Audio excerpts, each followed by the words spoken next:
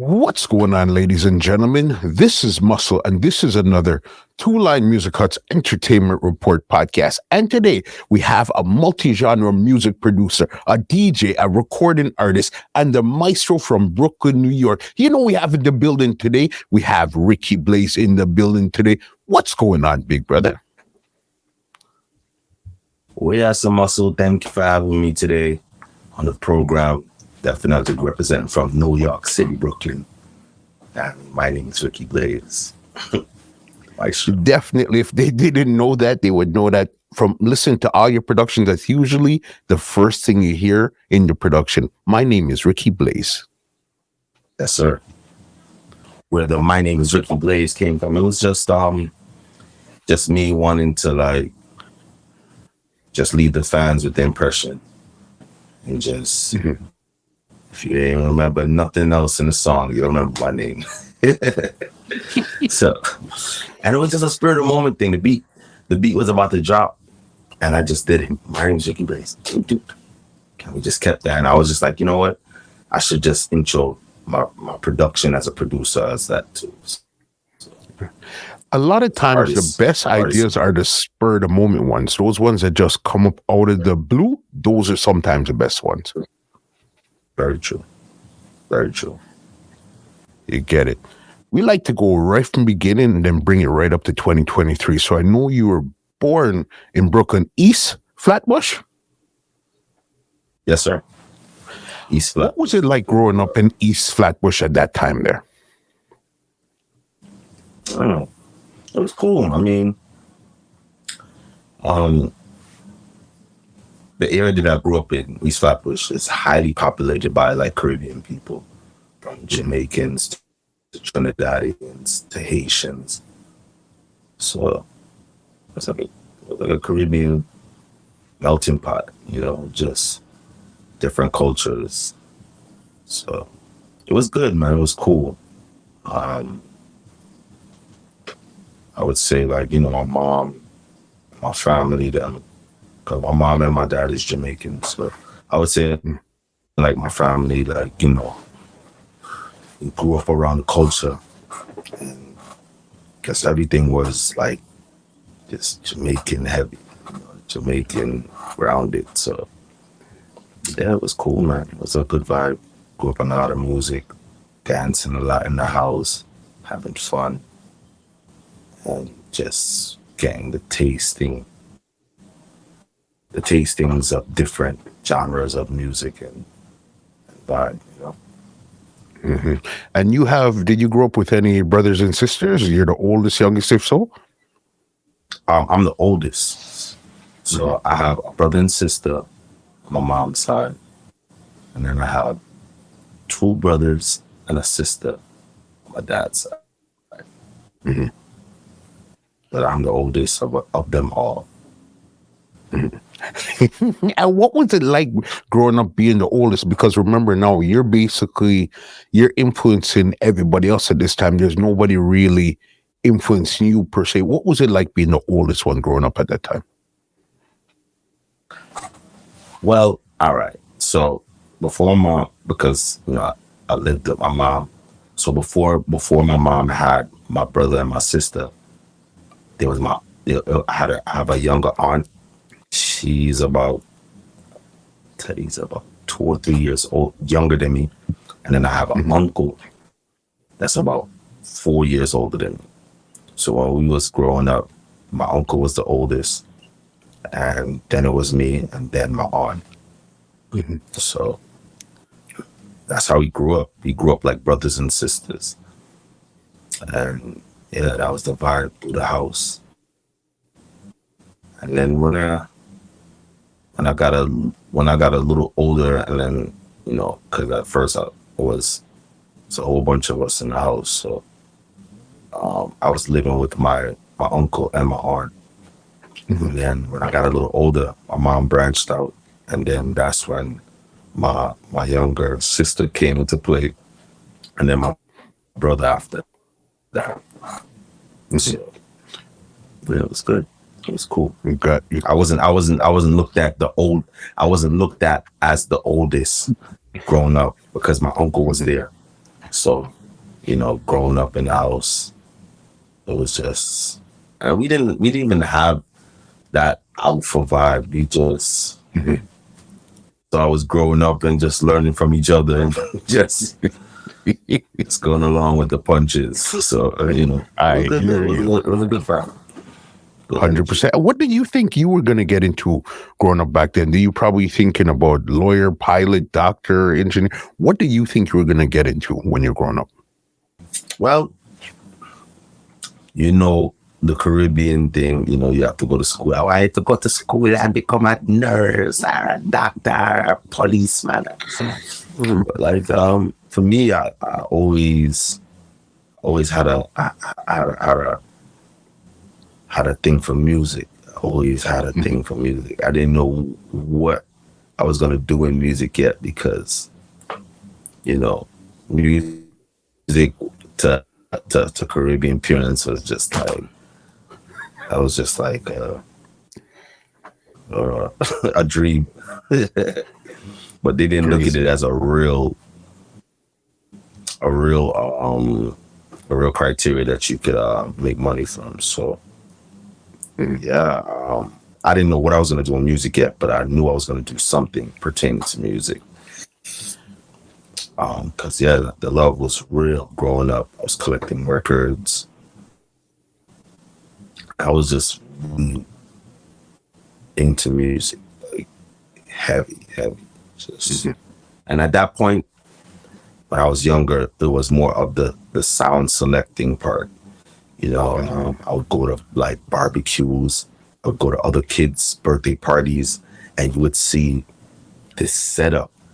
You would see like this setup of like, you had the racks, and then you had the DJ coffin with the turntables, and then the gooseneck lights coming out of it. And you're just there like, wow.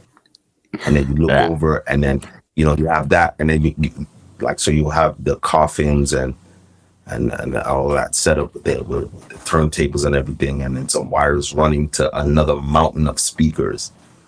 It's just, and everything is doing its job, but in its own way. You have the bass speakers playing, you have the mid speakers, they have the tweeters or the horns, so it just came from that school and that era of like just fascination. Like, wow, what is this? What am I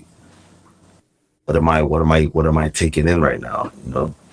So that's where it started at for me, the love of it.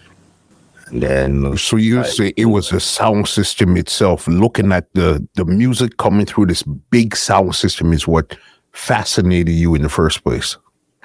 Yeah. The crates and just seeing the whole process from the man that bring the sound system and they moving each speaker, each piece of it, to then like unhooking it and wiring it up, and then giving it the test run to make sure everything is aligned right. So your bass line,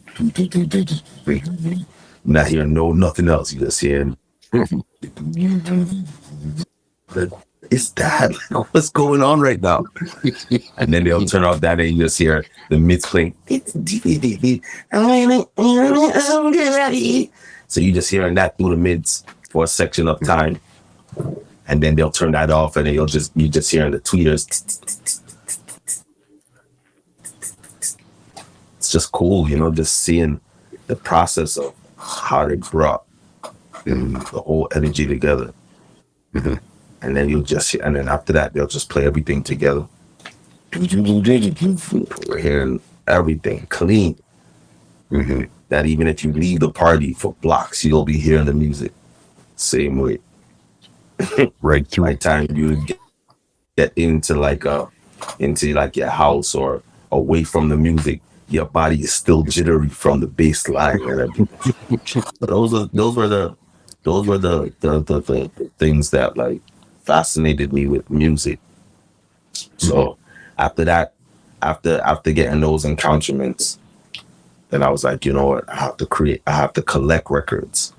So then I started to collect records. My first rhythm that I bought on 45 was the Brookout rhythm. Okay, Dave, big up Madhouse and Dave Kelly them. Of course, yo, Dave Kelly, the general, love. Dave Kelly, the general. Dave Kelly, Tony Kelly, Ryan Robbie.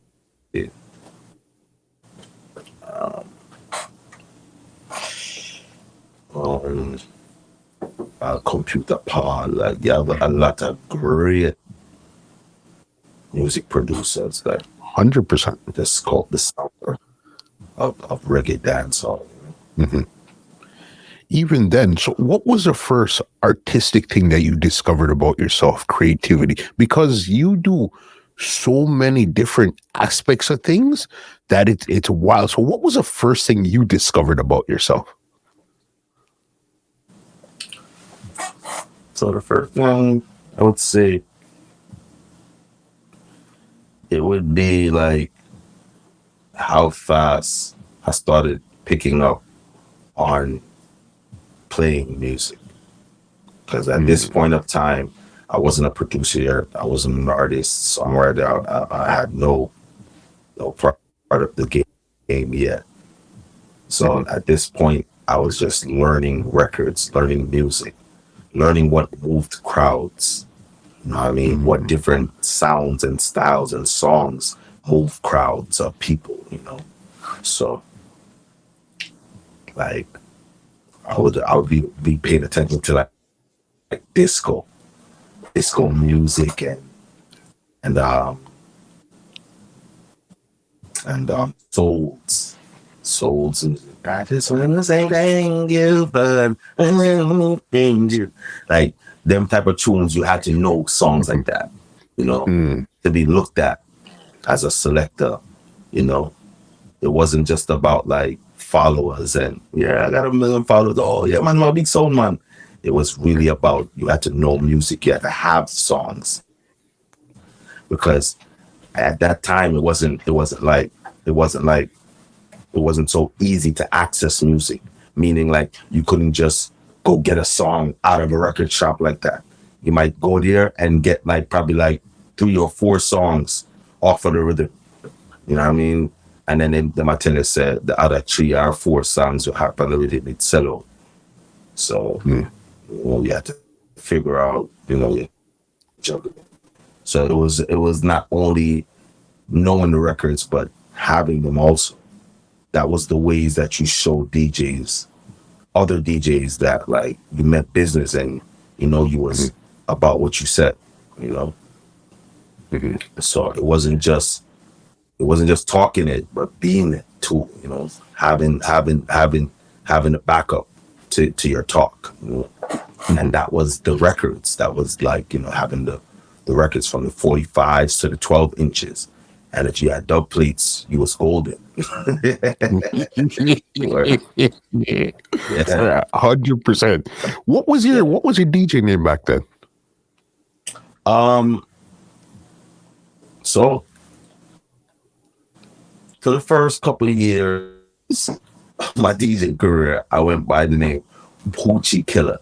DJ Poochie Killer was my name. Because Poochie was my nickname that my mom gave me. Yeah.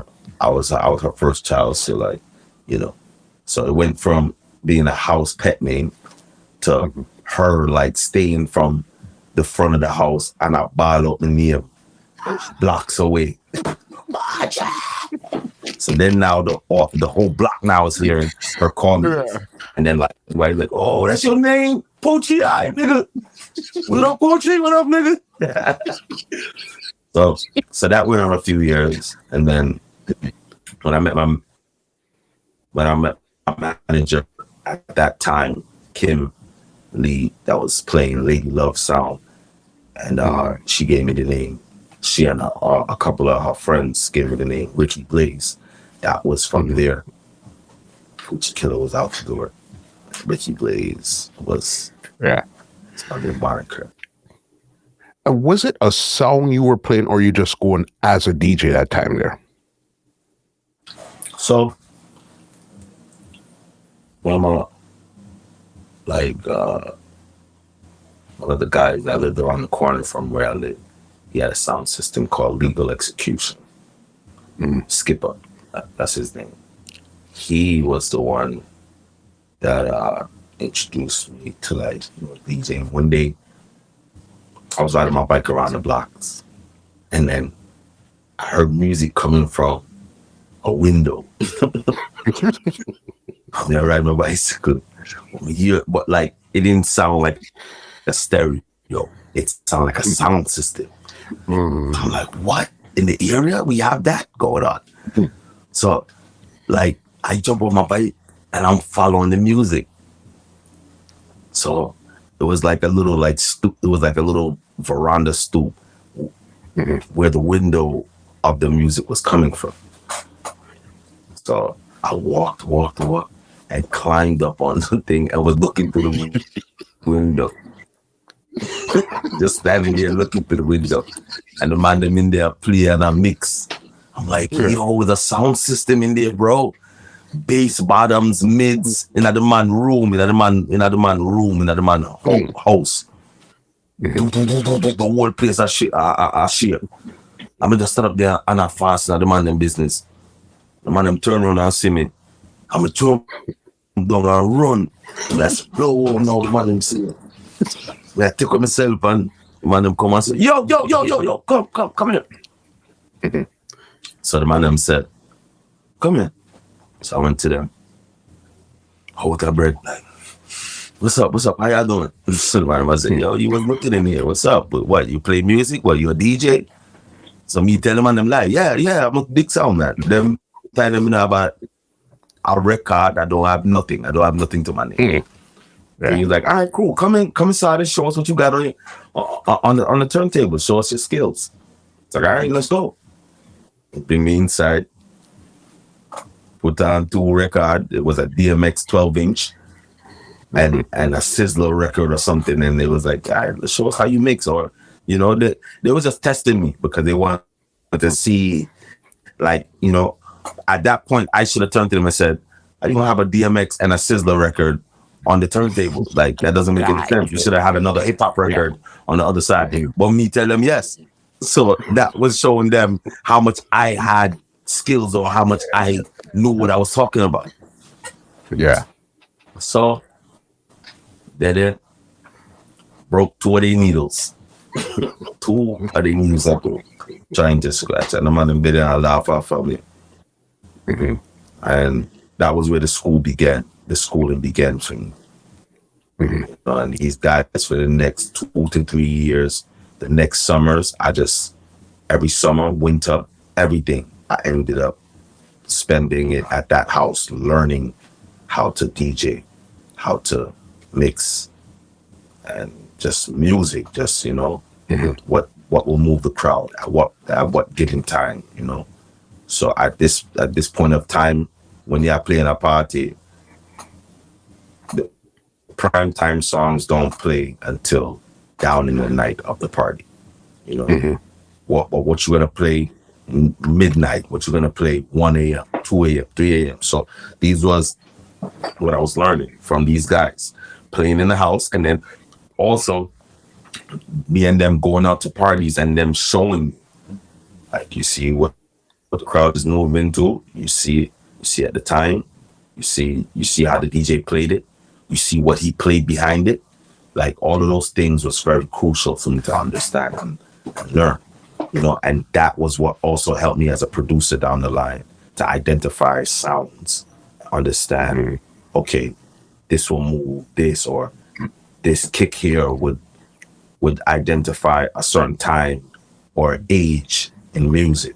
So this kick here would be like an 80s pop Prince kick, or this kick here would be like a Bojo, I wanna be loved, like, these sounds. It has a sound, a specific sound and feel to it. Correct. So those was the arrows that was like just teaching me records and stuff, but it helped me down the line as a producer to understand, sounds and what to engage with. and what to put in my beats, and you know what to identify as what. Okay, so you're DJing, you're with them. You said you're for about 2-3 years. You're with that sound there. Yes, legal execution, and then after I started getting a little more skills and learning, then I started, like when I would leave school, I would just, there was this spot named Cheyenne Designs on Church Avenue that I would stop at every day. It was a flyer spot. So they were making the flyers for all the Caribbean parties going on in the tri-state, from Brooklyn, Bronx, Queens, Connecticut. Like Cheyenne Designs is like that spot. So everybody would come there to get their flyers done. So you would see Jabba on a particular day, or you would see just, you know, whoever, somebody from Store Love or Afrique or Liber Love or Major Hype, somebody. 'Cause Major Hype was a selector before he became Yeah, man. a comedian, you know. So Major Hype was playing. He was playing a few sounds before, you know, before I knew who he was. But when I got to know Major, he was playing Liber Love sound. Liber Love Machine. It was a big sound. And then Massive B after. Yeah. Massive B came way down the line after, but like we talking about in the early 2000s, early 90s, Major was playing different sounds. So, you know, that was where so that was where I started to like learn away from like music and learning the music.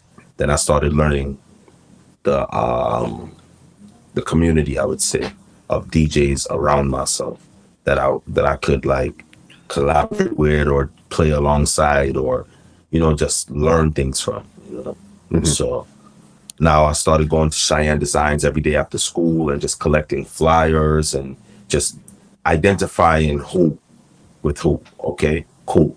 So these are Caribbean DJs. And then, like, you know, sometimes you'll see Funk Master Flex huge on the flyer from Hot 97, you know, with Stone Love, and then you'll understand, okay, so he's a hip hop DJ that, you know, they're putting alongside with some Caribbean DJs, and you know, just understanding how things was done, you know. So that was where I started getting just a little more understanding, and then I left legal execution and started playing my uncle's sound, this sound system called Park Sounds, which was like a Liber Love and Afrique, you know, a set of DJs. My uncle like told me about it. Super, super, super, super dope. Even till this day, you know, he still plays around in Brooklyn on a pirate station and stuff, but like intellectual and just super dope when it comes to music, and like he knows the history.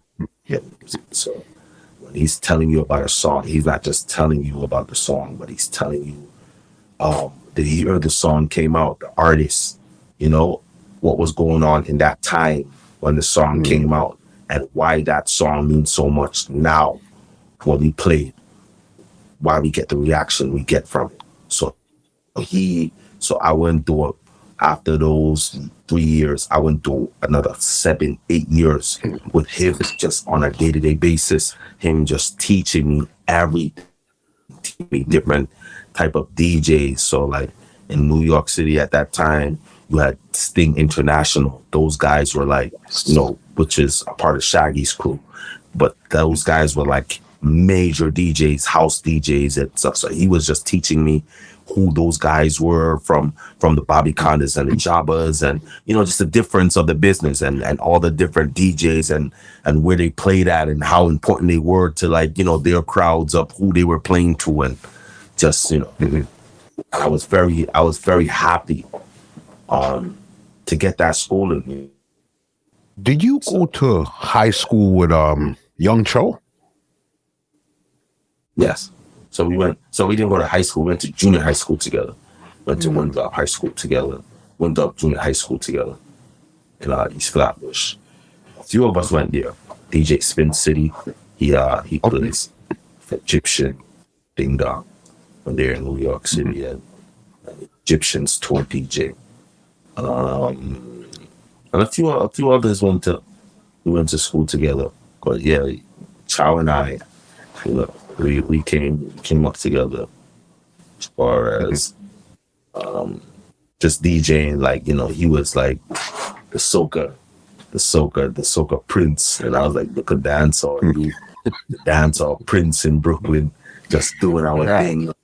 Like we was like highly respected by like the older DJs because, we kind of like did our homework, and we weren't just trying to like just in those eras it wasn't like you could have just came in the business and just used your name and just use your likeness, and people see them like, yeah man, look what you kick the ass, be young, cute, you don't even think about the song. It wasn't that type of vibe.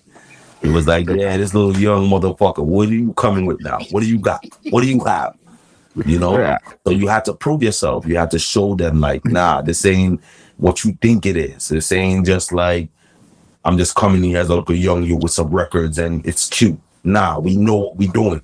We know how to move crowds.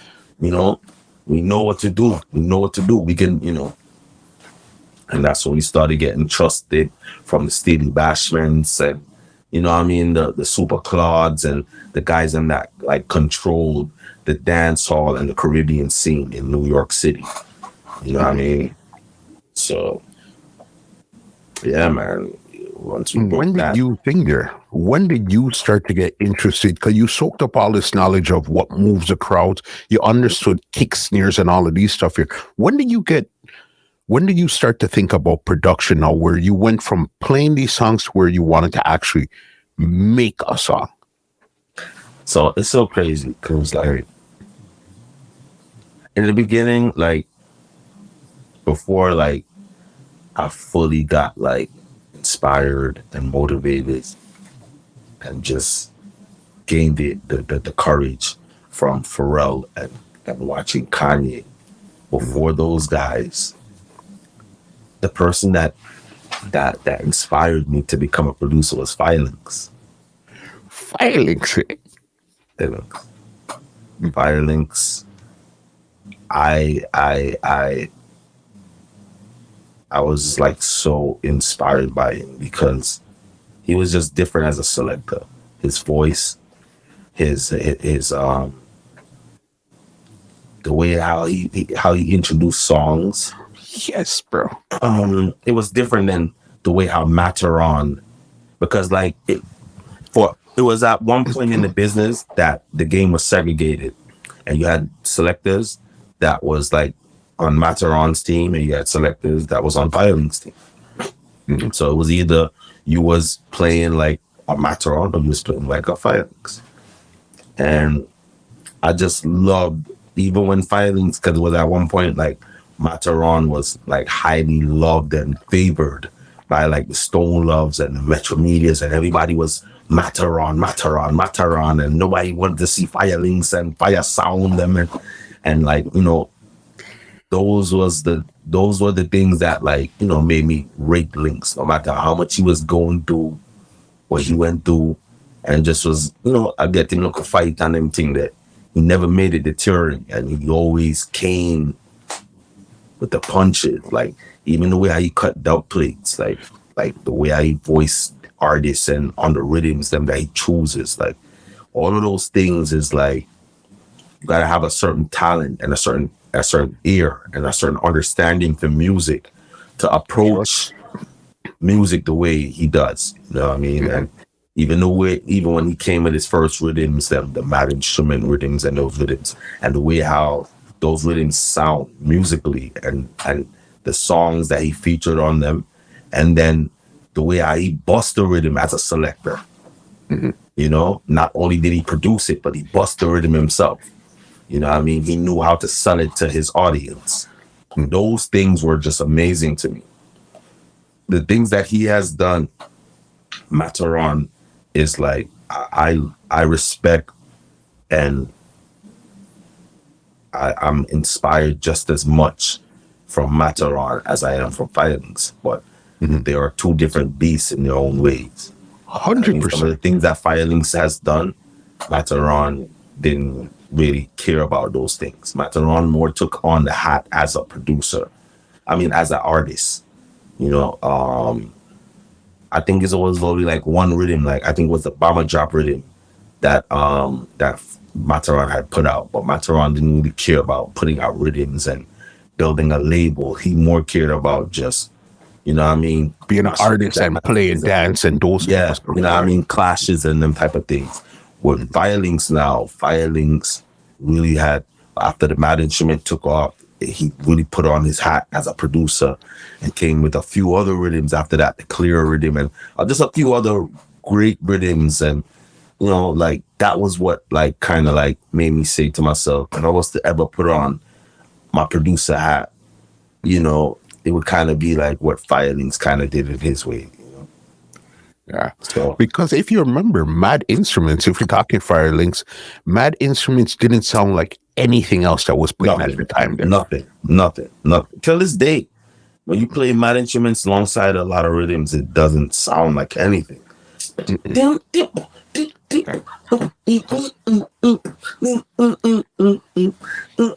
just sounds. It was a full rhythm with a lot of stuff going on, but it wasn't too much stuff going on. It was right amount of a lot of stuff going on. Right. You know, and then he had a range of songs on it from Davil, all I did, girl, more than my girl is make me feel like, and then he had Assassin, we about from this old clocks on, and then my keep it on, come on, everyone, this is fire, turn up. Like, so, you know, like, he chose the right artists for his rhythms, like, you know, not too many, and that was another thing too that I saw, like, that's what makes Dave Kelly and Tony Kelly and them man that forever our goats in reggae and dancehall music. It's because not only did these men know how to make incredible production, but they chose the right artists to fit production and to make songs that like define the culture that everyone loves and looks to now. You know, Sly and Robbie did that too. You know, Computer Pal, yeah, you know, I'll let you want to go back to a man like John Jalaz and Mr. Jammins and them incredible man there too. You know what I mean? I said, but that was what music was made of. You know what I mean? Incredible and dope production that had detail to it, you know, but also came with incredible artists that had stories with melodies and lines in these songs that like lived with people forever, you know. Mm-hmm. So you're there now. Lynx is the one that really inspired you. So what was the first rhythm or something that you attempted to build? Did you have to go on YouTube and figure it out? What was the first thing you tried to do then? So the first rhythm that I created was a rhythm named the Start Time rhythm. Mm-hmm. I had created that rhythm because we had the you remember the sampler? They had a sampler called the SP202, the Dr. Boss SP202. It was a little square, like a little square thing, like $400, and then you could put like all your sound in there. Mm-hmm. You know, like all of the sound man them used to have it. Like Bobby Condas, them, all of the man them used to have it. So they had made an updated version to it called SP505. Mm-hmm. And when we got the SP505 over at Future Vibes, I was like, you know what, let me try to make a rhythm on it. And I made a rhythm called the Start Time rhythm. And I started playing the rhythm every night like Violence would do. I would go out every night to like all the clubs them in the area, from the Elite Art to like the high school clubs them that we used to play at in East New York and all those places, and I just played the rhythm and kept playing the rhythm until it blew up. And then the first artist I voiced on it was Crazy Chris. That was the first artist I voiced. As a matter of fact, I sent him the rhythm because he heard it. I don't know how he heard it, because it's not like we had videos and stuff going on at that time. So he heard it and he emailed me. You know, because we didn't have phone. He emailed me through his Hotmail account. I was like, yo, he would like go with him to try a thing on it, whatever. And I was like, all right, cool. And I sent it to him. He was the one that told Meritol about me on how that's how me and Meritol started working. And that's how we did Everybody Dance and the other records. Okay, so but remember, those are gonna come after. We're gonna get to those just now. God, there's some stuff we gotta get through before we get to the Marital segment. So okay, so you have your first rhythm there. Okay, Bob. That work, you said it went on with a thing in New York, your voice crazy. So it was just one song you had on the rhythm? Just one song and just the rhythm by itself. And the rhythm would play out, the rhythm would play, and people would go berserk for the rhythm by itself. Till this day, if I throw on the rhythm, people would just go crazy for the rhythm because it's a favorite. So that was the first rhythm I ever created. Sat on the thing and created that. That was my first. And how did you even figure out how to create this rhythm in the first place? Because the SP505, it was like a little it would be like a little drum machine in a sense. It would be like a Akai kind of MPC kind of vibe. So you can and it came with stock sounds. Mm-hmm. So I just used the stock sounds in it, and it was easy to just once you click the record button and the play button together at the same time, you'll just hear. So it would tell you the tempo. So then that's how I figured out on how fast to make it or how slow to make it. And then I'll just play with the stock kicks and snares and the little sounds that they had in there. They had like a bass hit. So it went boom, boom, boom. So then I just played it. And I just played the kick behind it.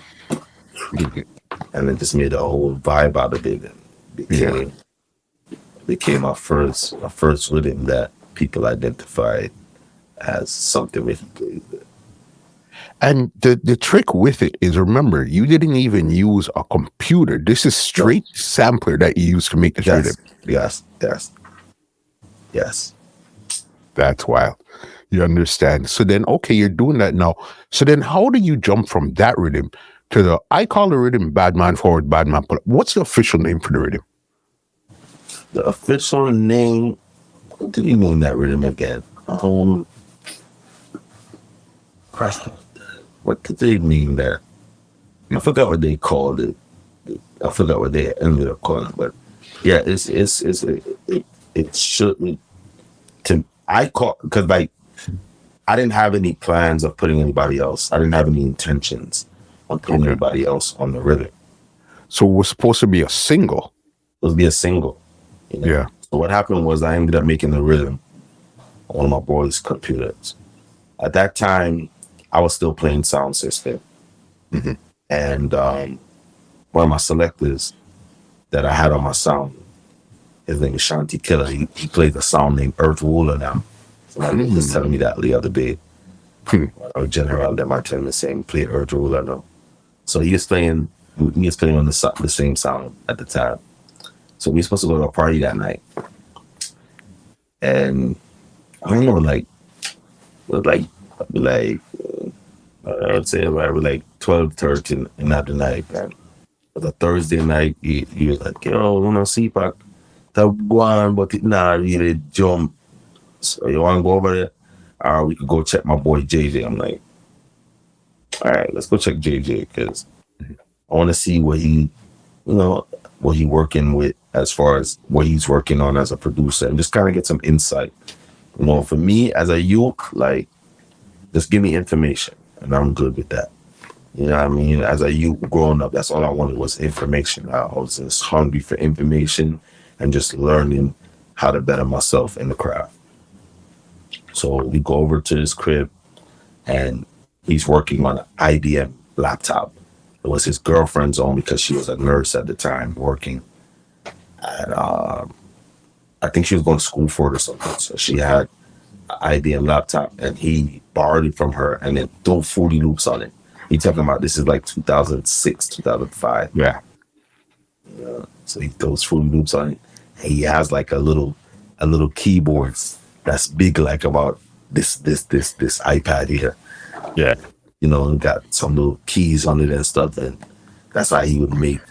That's how he would make his beats and stuff. So he shows me how to use the program. He's showing me how to use the program, how to select the sounds, how to get the sounds into the Fruity Loops palette thingy, and just how to get how to create the beat. And Badman Forward was the beat that I created as the sample beat of what he showed me how to create the program, how to use the program. But like, it's so funny. All right, so I'm skipping a major part of that story.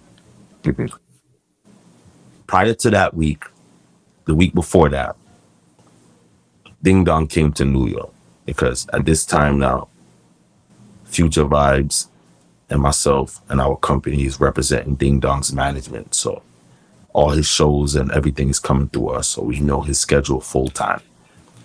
So he comes to New York after doing a show in England. He went to England and then he did a show and then he came to New York. So he came to New York. He came back to New York the Saturday. And then Steelie Bashment was keeping a Sunday party every Sunday in the Elite Arc in the daytime. Come play dominoes or, come get jerk chicken and just all a vibe and, come listen to some big music and thing like that. And he had a sound system super strong from Jamaica. They had a sound system here in New York. So they would string up every Sunday. And the sound system is just as big as the super strong in Jamaica. So that had licked down the place. So Ding Dong comes and he's like, so now the Sunday reach and Ding Dong is like, yo, you want to go out, you want to touch the road, you want to chill for a little bit, whatever the case, maybe before you go back to Jamaica, because he was going back to Jamaica the Monday. So he was here for Saturday and Sunday. And then I think he did a show the Saturday in Connecticut. So that's why he was able to come back to Brooklyn and be around us the Sunday. So he was like, he want to go to Steelie thing. So we go over there. So Steelie them is on the sound and the man might play beer old Super Cat. Yeah. They play the Heavy D and Super Cat. Them no worry, them no worry. And the place a shell where and Ding Dong there and I do the dance and thing and I go on the most. So we did it now. So we did it and the man might play like the man play the away them off, you run it down and then dada and Mr. Super and the man start do the dance. So my dad, I'm watching him because it's like it's me, him, Future Vybz, and I think DVD. Yeah, without DVD, they did it with him. So him did him do the dance and Steelie them hype it up and him dance. So I'm like, yo, bro, what is that you doing? So him I said, yo, when I go out England last Friday we're gone. Me I want selector over the name Skybot. We create a dance over the name Badman Forward, Badman Pull Up. And the people them are going mad over it. I eat this. So I start beat again. And I was like, yo. So I didn't say nothing more to him. I'm just watching him, but like I'm just thinking about like a song and like just the branding of the dance and how he could market it and all kind of thing like that. So we just did it. I watch him. So now fast forward now to Thursday now, when the youth know that and I show them the whole for use Fruity Loops now. Let's start thinking about the dance and the whole vibe and the energy that was going on with from the Sunday. So we just start thinking about like a rhythm that like have a Badman feel to it, but like just sound different, not everything that was being played at the time in a Jamaica. So there's all a part like I wanted to fuse the beat with American flavor in it too. So there's a part that you hear. That's from the ODB. Oh baby, I like it raw. In a Badman Forward and then you hear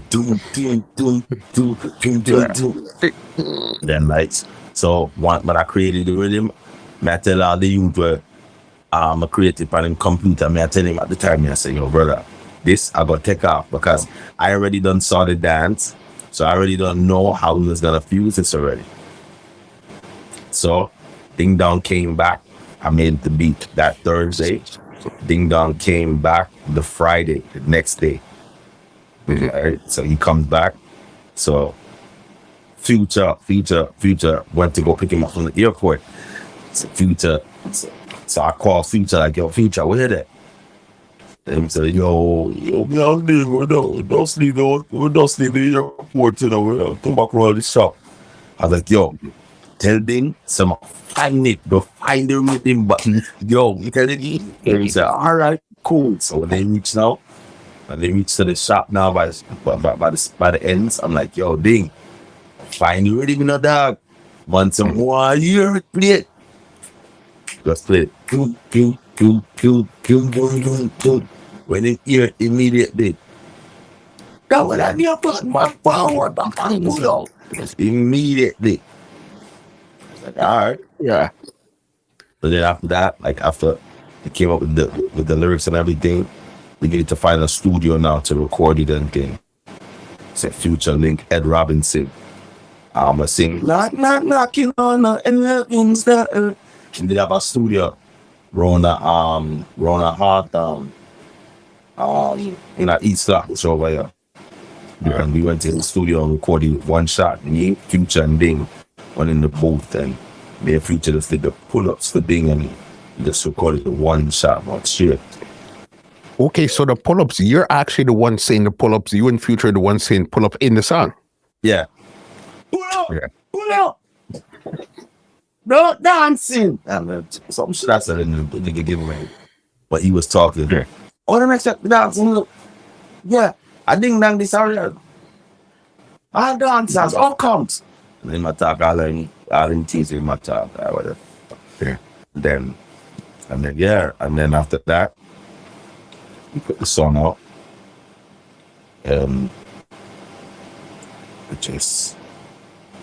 I broke the record on Wagwan Radio because at the time I was playing on Steelie Bashment's Wagwan Radio, which was like a pirate radio station in Brooklyn. That you could hear all the new Caribbean music, all the new soca, all the new like Love Us Rock, all the new roots and culture, all the new dancehall thing that you can hear right here on Wagwan Radio. So the first 2 hours when I went on, because I played from 8 to 10. I just played Badman Forward for the whole time that I was on the radio, just make people call up. And then Mister Cee was driving in Brooklyn. I was listening to me play on Wagwan Radio and stuff. And then he came by and got a copy of Badman Forward and broke it on Hot 97. And that's how it went from thing to the thing. So was it really bubbling in New York first before Jamaica? Oh hell yeah. Big. Yeah. Remember I told you I broke it on Wagwan Radio. I had the whole entire Brooklyn listening to me every Wednesday from 8 to 10. The whole entire Brooklyn was listening to me every Wednesday. So we had a chance to just break records or just give them the vibe that we was out from our perspective. You know what I mean? Give them a vibe from our perspective. And that's what I was able to do every Wednesday, 8 to 10. So and then Mister Cee was listening, so he heard it, and then he booked Ding Dong for this club named Speed, which was like a hip hop club in Manhattan. He booked Ding Dong and the Game, the rapper The Game. You know what I mean? And that shit was ram packed. Ding Dong was the first dancer to go to Brazil and perform. He performed with Stone Love over there. These are groundbreaking things that happened because of Badman Forward. Like we couldn't even walk through, you have this mall over here in Brooklyn called King's Plaza. We couldn't even walk through them places because Ding Dong was that big. We couldn't go nowhere. It was huge. No record deal, just based off of the song and just, the presence that we gave him in New York. So when did it start to really catch in Jamaica then? Because remember, at that time simultaneously it did that because once we finished the song, And then I had a copy of it. Ding Dong went back to Jamaica with a copy of it. So while I was breaking it on the radio over here, Ding Dong was going to Pasa Pasa and dancing on Pasa Pasa and had Maestro and the man them endorsing Badman Forward and wheeling it up. So that's also what helped it to go worldwide same time. While and then New York seeing how Pasa Pasa was dealing with it just made the fans them over here look at it like, yo, this thing is really moving. So it just got bigger and bigger. It was just like, it was a domino effect off of each other though. You know what I mean? Off of Jamaica endorsing it and off of us endorsing it here, because that's what also made the DJs them in Jamaica play the song even more, because they heard that like New York had, you know what I mean? New York was wrapped up on it. You know what I mean? And they was wondering like, hold on there. Oh, New York wrap up on this and it not drop and it not bust, or this wasn't like the place where it born first or whatever, it christened first. Yeah, man. You're great energy, great vibe. And then now so then first, okay, yeah, this rhythm comes out, everything comes out now. Did people really start to look at you as a producer, or they didn't really know that you were behind this record here? Well, some people did. And then like the ones that had a clue, they felt like I got lucky. So they didn't think that like this was like something that like, all right, Ricky's a producer now. They just look at it like, oh, let me get lucky and get out here. Oh, and just get lucky because Ding did hot already on Pasa Pasa. So people didn't really look at it like Ricky Blaze is like a producer or like he's like an A&R or like a exec in those type of ways. People didn't see that type of vibe. But that's how I was thinking. You know, like after I did Badman Forward, I like cold turkey. Like just cold turkey. I just stopped playing sound. Just stopped. Like after Badman Forward took off, I decided like, yo, I wanted to build a studio and just like create a record label and just be on that side of the music scene instead of playing sound. Yeah. And I stopped playing sound, stopped taking dates.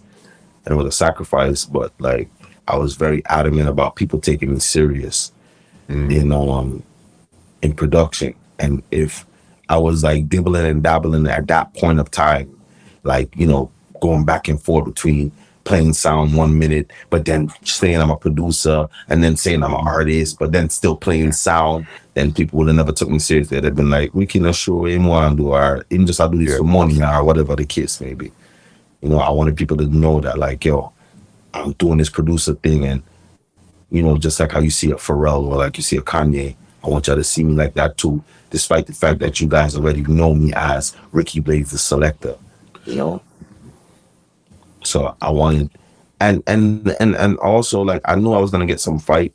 So like, I was like super into like, just like perfecting my craft. Whatever I was gonna do, I was just gonna be the best at it because I knew I was gonna get fight regardless. So I just wanted to make sure that like, yeah, you know, whatever I was coming with, like it was at its best, you know? So remember, you said that Badman Forward was supposed to be a single. So then how did the next set of the two cartels and stuff like now get on the rhythm? So yeah, so what happened was after the rhythm took off and everything, the bro that I made it on his computer, you know what I mean? He came to me and he was like, yo, would I mind if he recorded? He got an opportunity to pay a teacher their song for one song. You know, if I would be down to or if I would have a problem with him doing that. I was like, if that's what you want to do, bro, like I made it on your computer, you know what I mean, and certain things like that. All right, cool, whatever. You know what I mean? And he went, and when he went to go for his teacher was doing the pharmacy song for him. And then teacher was like, no, that really man, I have to do 2 songs. And then teacher ended up doing the 90s anthem with Tech Nine assisting and a few other people that was there. I wasn't there that night. You know what I mean? But Tech Nine and a few other A few other dog them was there, and they assisted with lyrics and as far as telling Cartel about the areas and certain things. And Cartel did a magnificent job at putting together that song the way he did. Like, if you're from New York City, you would understand what that song means.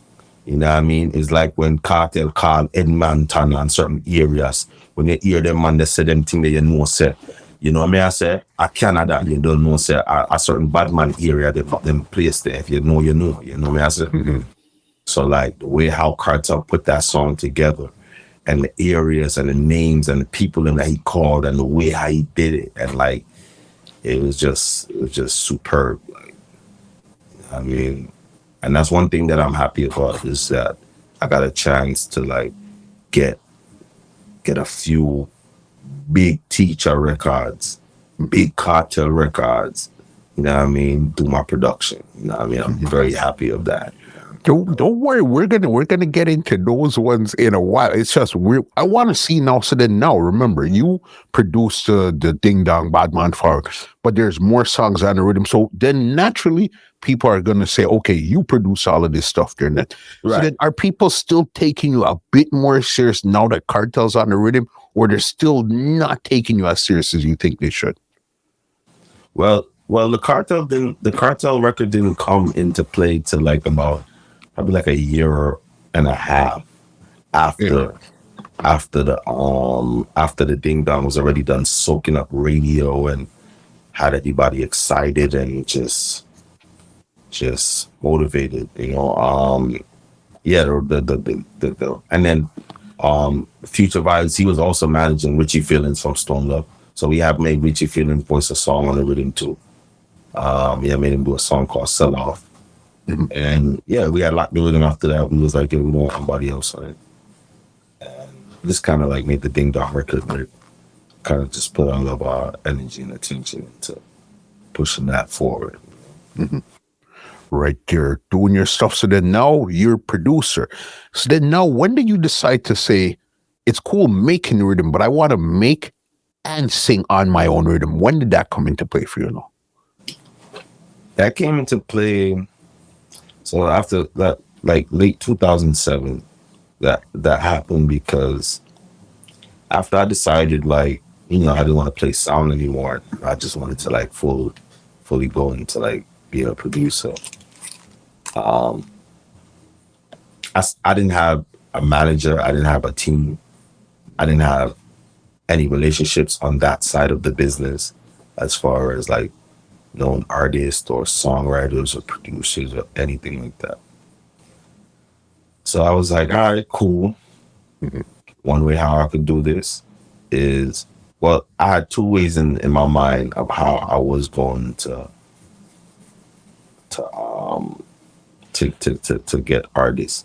I was either gonna have some of my Badman friend and link them and ask them like, yo, you can please do this and whatever, or whatever the case may be, or just pay them, or you know what I mean, try to like get in on sessions that I could help write the song or just help co-produce it with another producer and stuff like that.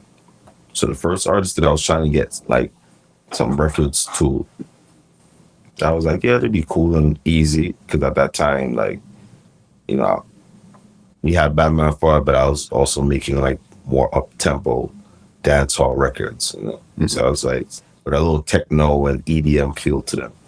So I was like, all right, cool. It'll be dope to get Ellie on one of the songs. And it was to get Elephant Man to try to like even listen to the record. It was like, oh. So that kind of like killed my energy a little bit. And I set up, like after trying to submit it to him to listen to see, I was like, you know what, man? I can't do this. I can't do this. I can't really like bring myself to really like run artists down to give them good quality stuff.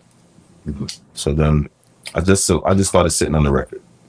And then I created like some other sounding stuff some other records that like probably had like a more islandy pop vibe, like like a Sean Kingston energy at that time. Got you. So I put about 4 to 5 records on a CD, and I was driving around listening to it. And then I was keeping an event called Team Pasa Pasa, and I had like Ding Dong and a few other like dances on it and stuff like that. So Future Vybz came to the studio and asked me if he could borrow the charger that I was driving to go pick Ding Dong up from the airport. All right, cool. So he comes, he takes the charger, and he goes and picks up Ding Dong. And then they come back. I see Future Vybz phone call me. This Ding Dong. He's like, yo, brother, when in the car, I'm going to hear your CD, brother. This bad your fuck, brother. You have to drop this, you have to this. So then they're like, just still indecisive. But just saying to myself, like, him telling me that just gave me like, you know, I would have thoughts in my head of stuff that I want to, that I'm feeling, but I wouldn't act on it because, you know, you need more people, you know. So when he came in, you know, he kind of like, you know, gave me that vibe and courage and stuff. I went back into the studio, fixed up a few of the records. He asked to be featured on one of them. So I put him on one of the records, Ding Dong, and I put them out. And one dog don't give Ellie was cut them off. I put that record out, and at first, like, that wasn't supposed to be a main single for me. Cut them off. Yeah. Like, I was just thinking of promotional and marketing ways on how I can like really get people to like listen to the songs from myself that I really wanted them to be in tune with, which was at that time for me, I really wanted to be more on the Sean Kingston island pop kind of vibe energy. That was the vibe you were going for at that time there. Right. You know what I mean? But I'm a Garrison youth and certain things, and I don't have like a JR rolling behind me. So how else can I get people to tune into the song? Okay, let's put out something that they like. Let's put out an energy that they would gravitate to. And if they like that energy and stuff like that, then when they expecting the next single to be that, just give them the next single as what you want to give them. You know what I mean? And just switch the whole scene on it. So that's what I was thinking to do. So I was like, all right, cool, let's cut them off as a doorway. That's how I look at those type of records. Like, that's what Just You and I was too for me, like a doorway record. Like, yeah, I just give them that just to make them see, like, you know, yeah, you want that type of energy, and then just switch the whole vibe and just show them like how versatile and how wicked you are. I can do this. I know this is what you want, but this, right. I really want to show you what I can really do here. Right. Very true. Because I remember I came to New York. This was probably 2007. Yes, came to New York, and that song, as soon as you cross over from New Jersey and got into Manhattan, drove up to Brooklyn and stuff, that was the song that you were feeling in the place. I said, yo, what the hell is this? Because it had a dance feel to it, yes, but it had a different sound to it. I was like, yo, what the hell is this shit, bro?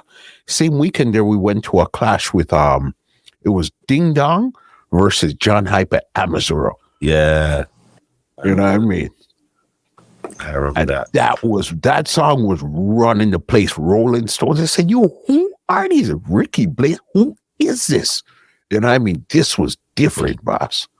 Yeah, man. It was just, I didn't like, so after I finished with the CD now, and I go back and I remaster the songs and finish up, cut them off, and I do everything. Then now I'm like, all right, now it's time to like see how other DJs and professionals feel about what I'm doing. I invite Mister Cee to come to the studio and come listen to some records and stuff like that. And he listened to the records and he was like, well, how you feel? What you want to do? I was like, well, I feel like I want to drop one of these island pop joints, and I want to, like, you know, that's the direction I want to go in. But before we got into that conversation, I showed him because I had cut them off on the internet, even though like it wasn't like an official release at that point. I had dropped it on the internet, and kids started doing videos to dancing to it in the street and stuff. So I showed Mister Cee all of that. So after, when he's asking me now, like, yo, what do you want to do? I'm like, yo, I want to jump on these island pop joints. He's like, yeah, I hear you, but like, this has motion already. Cut Them Off has motion. Kids are dancing to it. Like, this is a whole new era, like, you know what I mean, that you creating with this new sound and vibe. Run with this. I was like, all right, cool. He was like, if you sure you want to run with this, we out of here. I'm like, yeah, let's go. And then that Friday, he just went on Hot 97 and created a movie. And from that, like, my whole name, my whole perception, everything changed. Like, it changed more than when it's than when it was supposed to change when I did Badman Forward. Like, when I did Badman Forward, I expected people to take me as a producer and take me as a musician now, making that transition from artist from DJ to artist. I expected that, or DJ to producer at that point. I expected it to happen at that point, but it didn't. You know what I mean? It's when Cut Them Off broke for me as an artist. That's when like I started walking in places, and then like, you know what I mean? It wasn't just like, it was like, yo, Ricky Plays is in the building. Like, it was just like, it became a different vibe and energy. And like, you know, that's what I wanted. You know what I mean? So it wasn't nothing to feel hype about. It wasn't nothing to get gas to my head. It was just, for me at that point, work time. You know what I mean? Because now, yeah, if they're respecting you like this, you have to really live up to this. So you got to come with records. You know what I mean? Because they remember the first one, they were saying, okay, it's a fluke, you got to hit, okay, cool. Now you flip the game on them. Not only do you produce a rhythm, you now actually are the artist on this rhythm here. So I am the artist on the rhythm. Over on them. Yeah. You understand? So like that right there, just like, it just in the back of it wasn't really pressure, because like, it would have been like somebody that just came already with a whole bunch of ideas and prepared with stuff that they wanted to do. They just needed a shot to just be able to be seen. You know what I mean? Yeah. So it wasn't like it was something that was like super hard or crazy for me, you know, but it became a challenge after, because, you know, I wanted everything just to be like good. You know what I mean? And I wanted everything to sound authentic.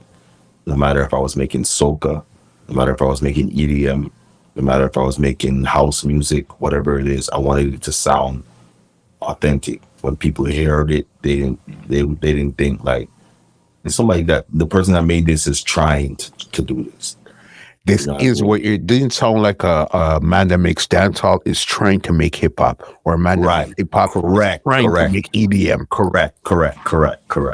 And I didn't want to have that as a producer. So I just like, I studied music, I studied sounds, I studied like space. You know what I mean? In music and letting things breathe, and just, you know, you can use a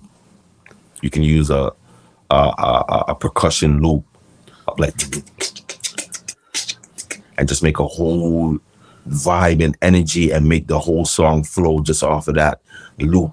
Like, I learned so many things just trying stuff, and just, you know what I mean, just making little faulties and just learning, you know, trying as you go along. Do you remember the first time you actually performed that song, what it was like? Cut Them Off? Yeah. So this DJ in Queens, what was his name again? DJ Sonic.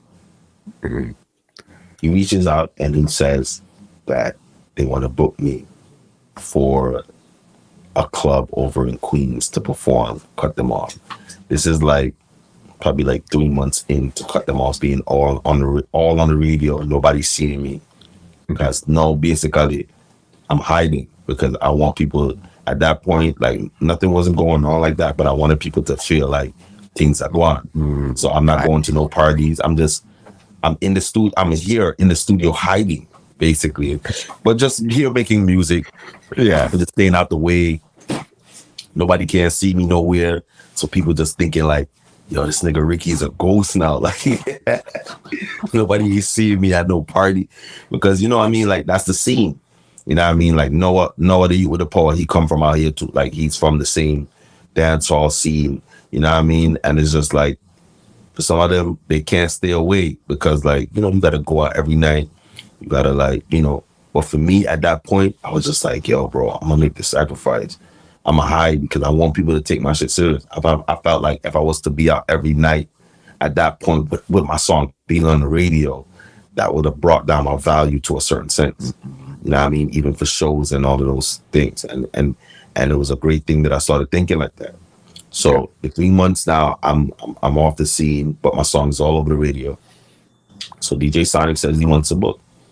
So we like, all right, cool. So Kim, I go back and I get Kim to come back and rejoin with me, you know what I mean, as now the artist, producer, Ricky Blaze. You know what I mean? So we started as DJing, and then when I made the transition, I still wanted the same gang. So I was like, all right, Kim, come through. So Kim is managing me. So I'm like, yo, what do we charge DJ Sonic for me to perform? She's like, I don't know. I'm like, all right, 1,500. She's like, all right, cool. Yeah. Yo, we charge him 1,500. So like, we kept hearing that it's gonna be a big show. It's gonna be a big show. Like, how? For who? Me?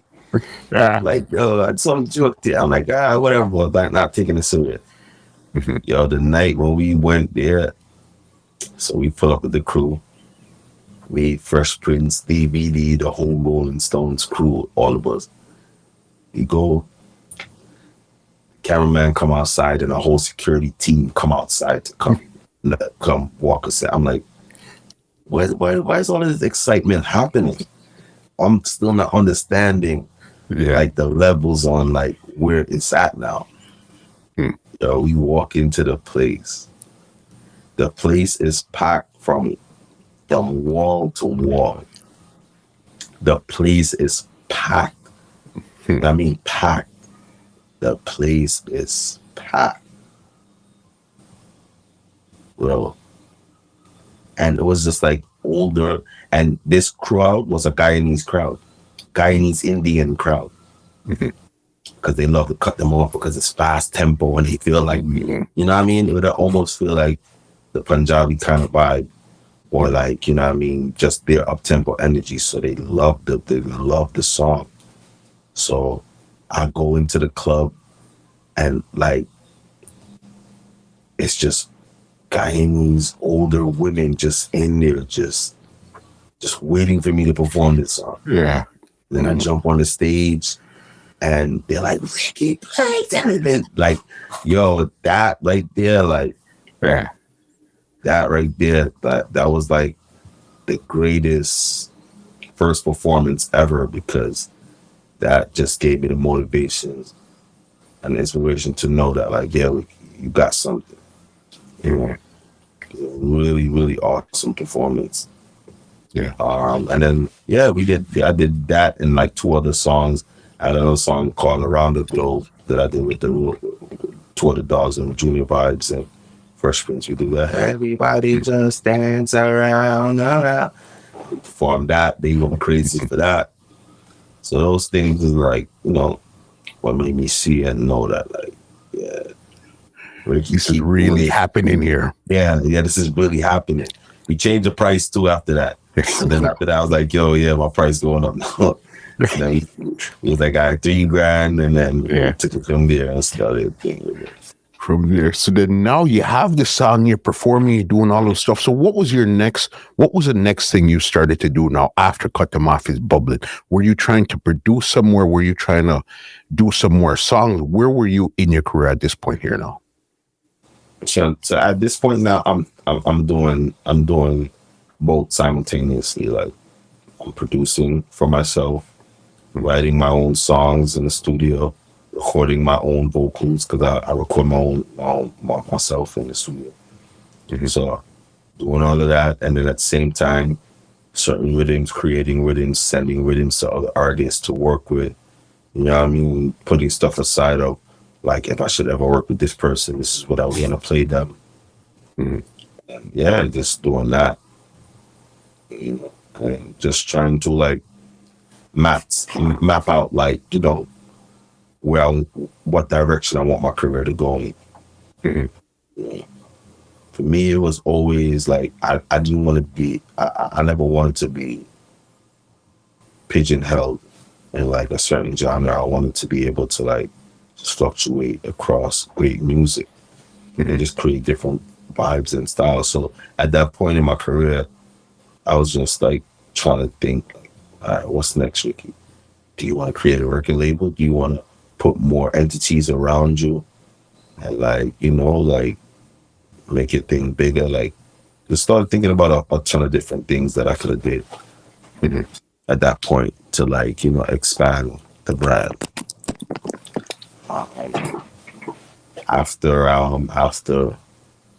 After putting out a few records, yeah, I put out did I put out after that?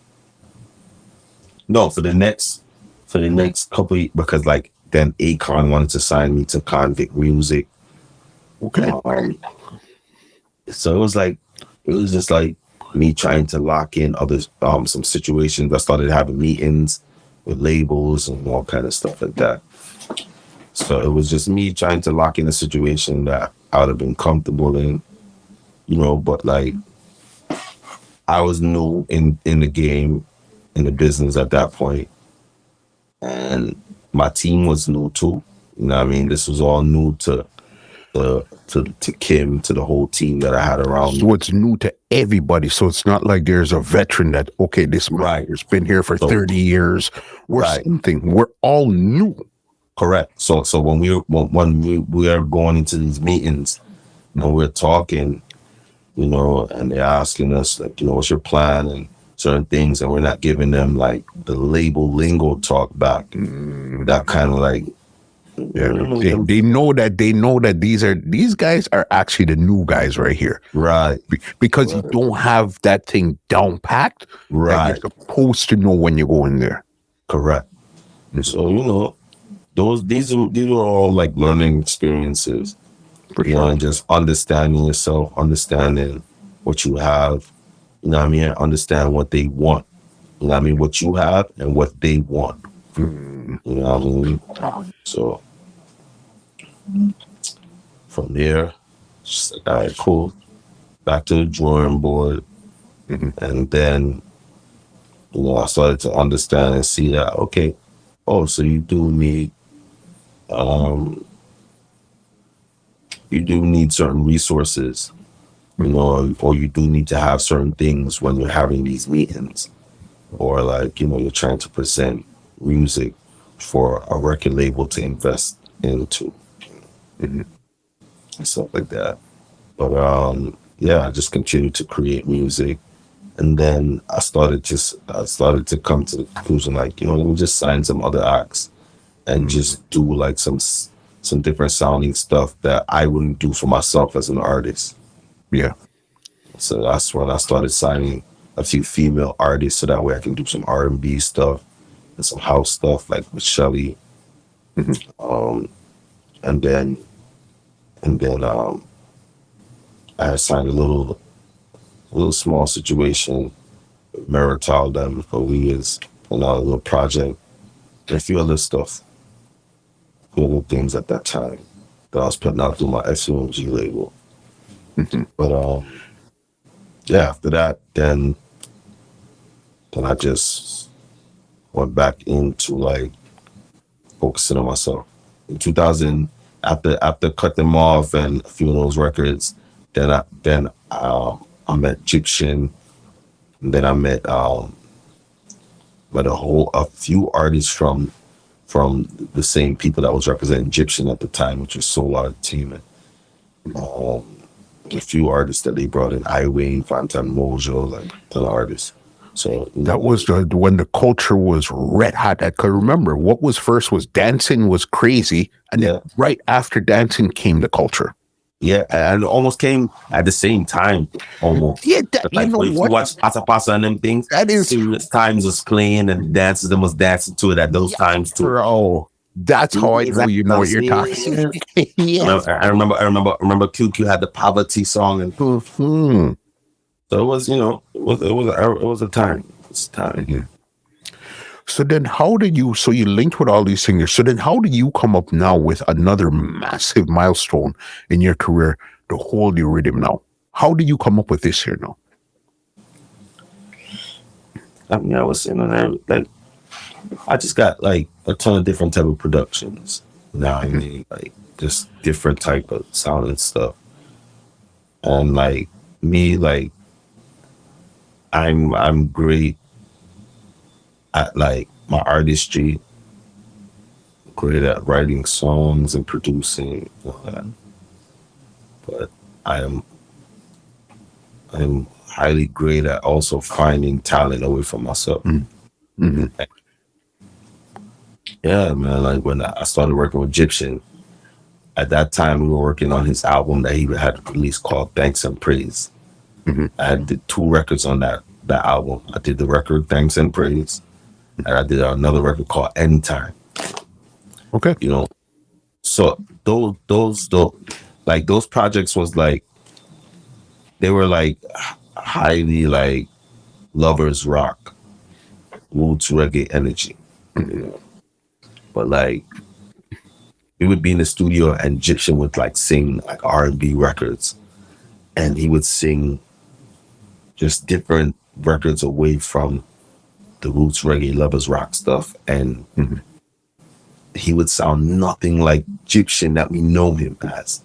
Gyptian's voice, Gyptian can go really deep, like baritones, or like he can go falsetto and sing almost like an angel. Like his vocal range is crazy, like effortlessly. Yeah. So whenever we're in the studio, I would just like, whenever we'd be finished recording records for his project that we had to turn in, I would just play him production and play him stuff away from those type of records. So one night we were in the studio, and that's what I'm doing after we finished, just playing him different ideas, playing him stuff, and see his energy. So then I played him the whole rhythm, and then I stopped it because it wasn't finished. But the piano was so high in it that like, as he heard it, he was just like, yo, play that again. So I was telling him, like, I was explaining to him instantly, like, it ain't finished yet. No, man, just play it on me here. So then I played it again for him. He listened to it. And one of his dogs, I'm from Jamaica, was with him. One of the dogs named Lion. So I said, yo, Lion, I do one song pan the boy with him name rhythm. Yo, that sound nice pan the rhythm, yeah. So I'm there fasting in a conversation, listening to them, looking at them. I'm like, yeah, sing it, let me hear it. Football out. Sing it, let me hear it.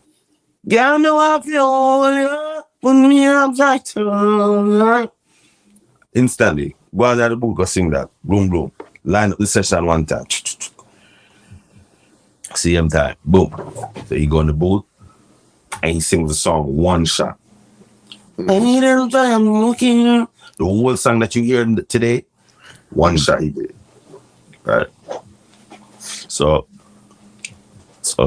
after that, now he leaves. Him and Lion leave. He goes back to Jamaica the next day. Whenever he leaves, he goes back to Jamaica. So now I arrange the record, fix it up to my likings, and I'm driving around now listening to this record every day. I'm like, this is going on for like a month and a half. Every day I'm just getting up literally every day, and just I have a CD with like 20 something records on it that I created that I'm just listening to every day. I was trying to figure out like, all right, how we gonna put these out? Then eventually I'm like, yo, you know what? Let me link Johnny Wonder to see if he can help me put out this Gyptian record here because he has all of the markets that this record would appeal to. Hold You, which is what I'm talking about. So I reach out to Johnny and he's like, send it to me. So I sent it to him. I sent him that and I sent him another record that I did for Gyptian called Ja at the time. I had made over the Lalabella and I had made Gyptian do a song on it. So I sent the two of them to Johnny and Johnny blasted it out. FME, Humbless. It said Hold You was first and then the Ja record was second. He blasted it out, but he blasted it out like Memorial Weekend. You know what I mean? So that weekend there, all the DJs have their playlist already locked in of what they're gonna play for that weekend. So they don't want any new records to come and throw off the energy of what they're gonna have their fan base indulged into of their mix for that week. So that week comes and the DJs play and everybody kills their sets. You know what I mean? But nobody played the Hold You. So I call back Johnny like, yo, Johnny, nobody played the Hold You because I feel like at the time space that we sent it to them in, you know, you need to send it back to them again. He's like, nah, can't do that. Can't send it back to them again because I'm gonna pressure them like that. You know what I mean? I said, if they like it, they like it. If they don't, they don't. You know what I mean? If they like it, they're gonna play it. If they don't like it, they're not gonna play it. But I don't want to seem like I'm pressuring them to play a record by sending it to them repeatedly.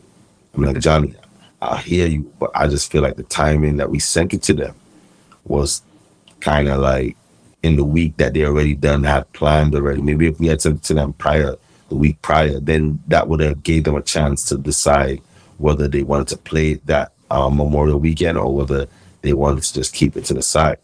But we wouldn't know because the timing that we sent it to them, it was just, he's like, dog, if you want me to send it to them again, pay me. If you give me a thing. I was like, all right, what you want? He told me. I drove to him and I gave him the money.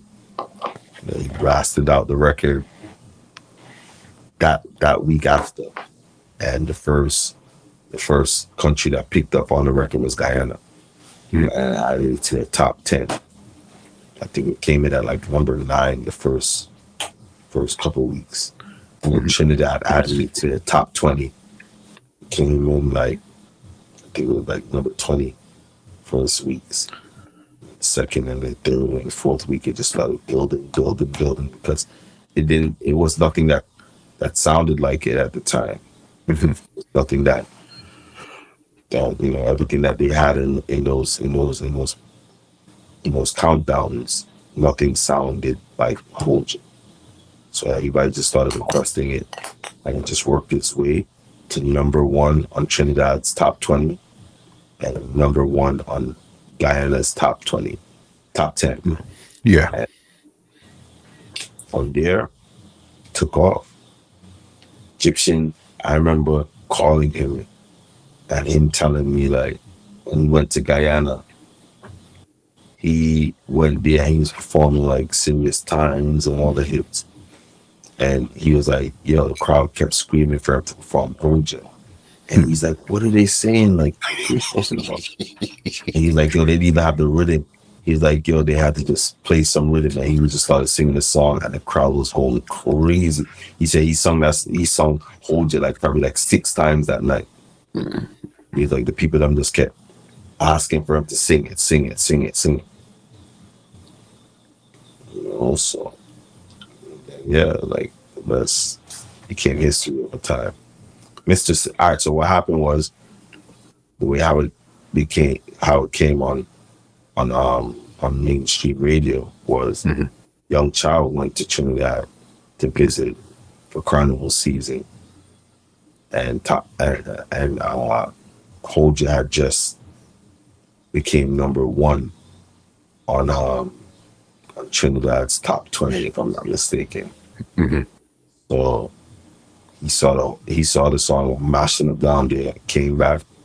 He had just got his job on Hot 97 as a personality, and told Mister Cee, and Mister Cee let me like, yo, another one. We're about to put Hold You in rotation every hour on the hour, so it's been compared.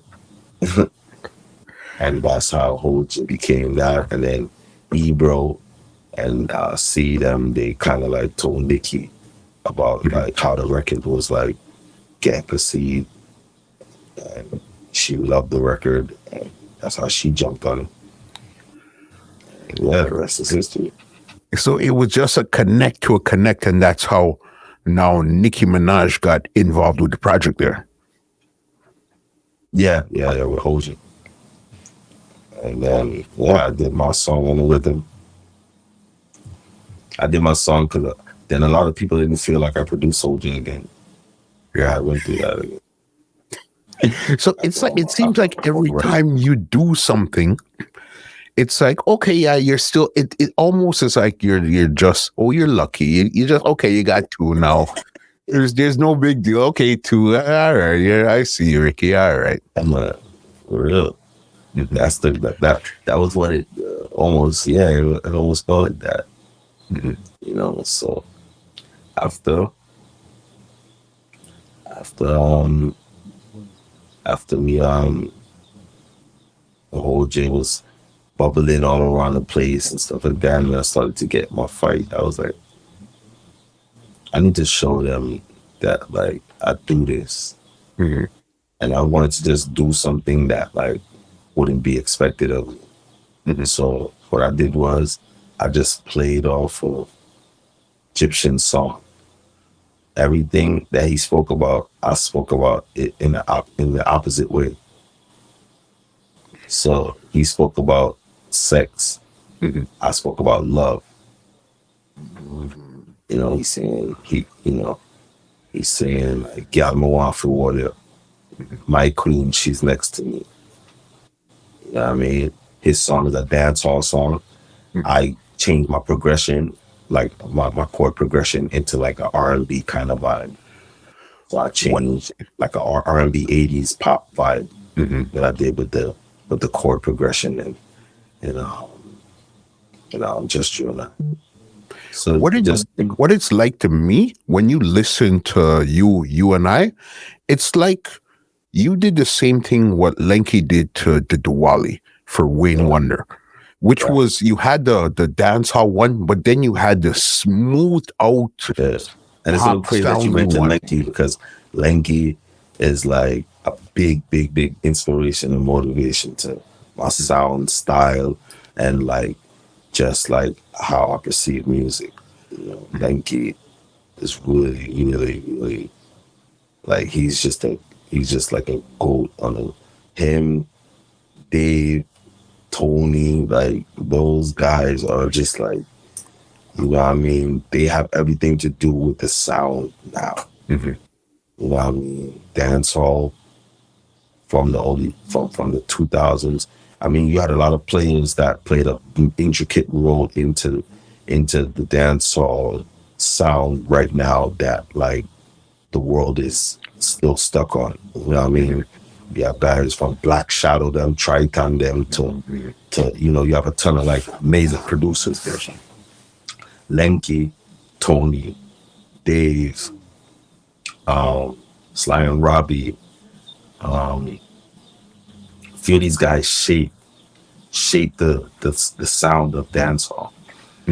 Well, and yeah, Lenky, he was a big inspiration to me and just my style. And even till this day, like everything that I do, like even if I do something that's like super hardcore, like super banger, like it still have to have a soft side to it or a pop presence that like makes it feel like it crossover, it can get a different light in a different space, you know.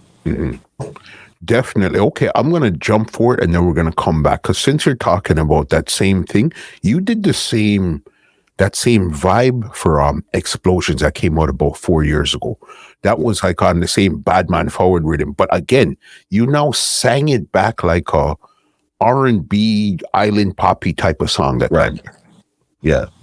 So yeah, like again, like, you know, like that's also too like what I wanted to do with my artistry that would be different. Like even though I'm creating these rhythms, you know, for myself as an artist, my perspective and what I want to sing about and the way how I want to deliver it is different than what I may have. Like it's like, all right, for the instance, like the Sprite rhythm, you know, I can make something like that's super hard, but then I can come with like something that's like soft and that like has more feeling to it and has more depth, you know. So yeah, that's what the inspiration I took from the legends and what I got from their music over the years being a sign of it. You know? For sure. Because even I know you and I, was that when you got to Atlantic Records? That was before I got. I mean, yeah, that record was what helped get me signed to Atlantic, but it was out before. It was out before. Yeah, I put it out a little before they had King and things had signed. What was that like now, even now getting to Atlantic? So then now did you feel like, okay, now people are going to take me serious because now I'm signed to Atlantic? Yes, for sure. Yeah. For sure. And that's what happened. Mm-hmm. You know, in the sense, like I was like at that time the first New York Caribbean artist at that time. You know, in that year span to be signed to a major label with a single, you know, out of New York.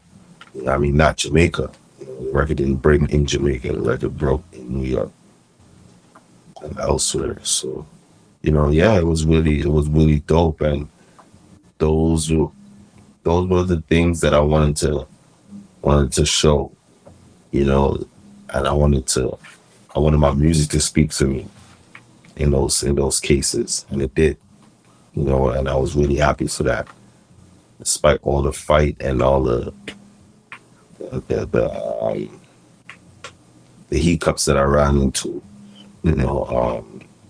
Away from that, like, yeah, it was really dope that I got an opportunity to like really make a staple and really be a part of history now in the music scene. You know, a lot of people, a lot of producers, a lot of executive producers, and all of these terms that they have for producers now.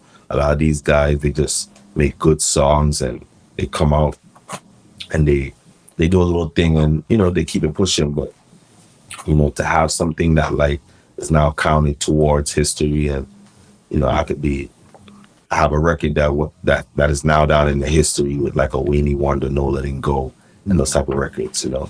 And I have more than one, you know, which I'm happy about. You know? So it's a really good thing.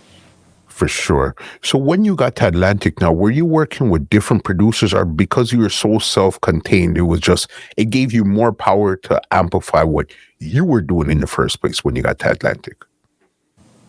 A little bit of both. I started to travel, went to LA, started working with Stargate, Benny Blanco, Sia, all of those amazing artists. And yeah, man, just along with doing that, like I would come back to Brooklyn and just stay grounded. I come back to Brooklyn, sometimes it would just help me stay grounded.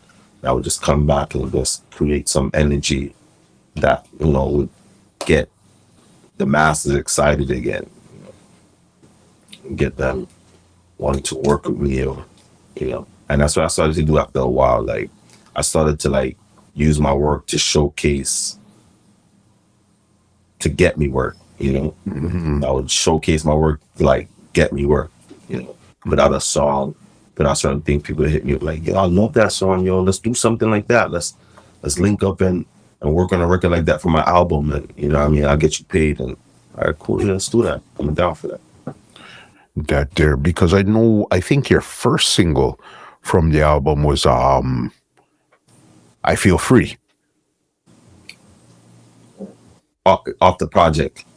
Yeah. I think that was the second song, because Just You Know was the first. Yeah, okay, so even though it was out from before, did that when they decided to work? Right. Once I had got signed to Atlantic, I put that out as the second single. Feel Free. Yeah, and even though it was out before. This was one of these, again, just like Cut Them Off was so different sounding. Feel Free now was a totally different sounding song altogether. You know what I mean? That turned into a classic song. Yeah, man, that was like, that was a classic. And just again, just thinking beyond the north. I was driving one night, so DJ Webstar, that sang Chicken Noodle Soup, him and I are really good friends, and we met through Mister Cee. We became really good friends, you know what I mean? And I would keep parties, have him come out to Brooklyn. He would bring his whole team, bring his artists, bring his crew. We would do this for years. So 1 year now, we tuned into Hot 97 because, at these times now, the radio is huge for, breaking records and just, whatever you wanted to know and be informed on, the radio would help you with that. So I'm listening to the radio, and like I literally in like a few months watched Ron Brownz get signed to a major label through like them amping up his record, him going out every night with the DJs, them in the clubs, you know what I mean? And then like he had got Jim and Joel's on the record. So I'm like, yo, this is huge. Come to find out, but like the part that was crazy to me was Ron Brownz at the time, he was Webstar's engineer. So like if I needed Webstar to do a drop for like a party or something that we was keeping, he would do it at Ron Brownz studio, and Ron Brownz would send it to me from his Ron Brownz at Gmail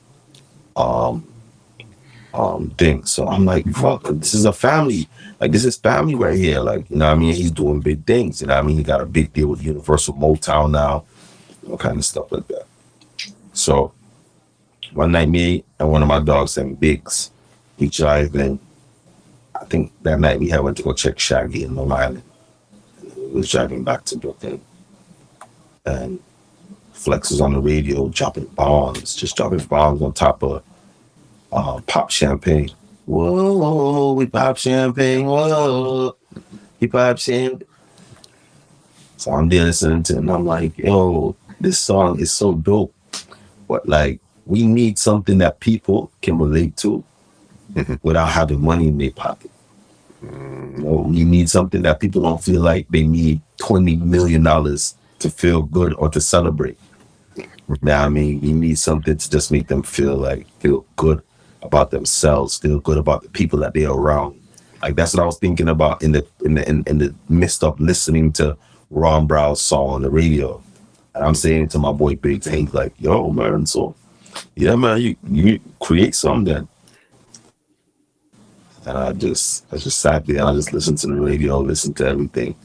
I just went to the studio that night. And then we went. And then like me and Biggs are sitting down here in the studio, and like I'm talking to him. It would have been like a third party vibe, but I'm saying to him, like I'm building the beat and I'm telling it, but like I'm saying it to him like this is how I would have done this if it was me, or this is how, like, if I would have dropped a song, like what I was telling you about in the car, Biggs, this is how it would sound. And I'm making the beat as I'm talking to him, and, you know what I mean, as I'm coming up with the lyrics to it, too. You know what I mean? I felt very... Because I'm like, I wanted to sound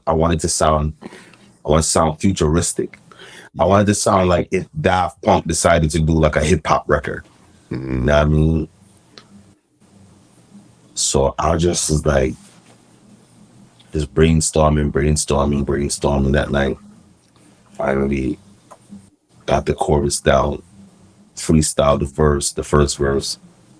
And I was like, all right, fuck it, let me send it to Ron Brownz. I remember his email address, ronbrownz@gmail.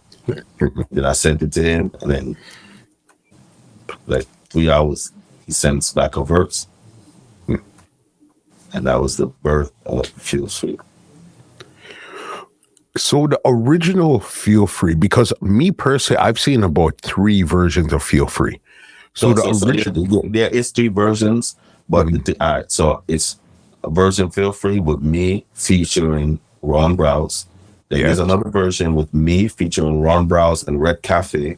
And then there's another version with me featuring Ron Brownz, Red Cafe, and Nicki Minaj. Mm-hmm. Any other versions?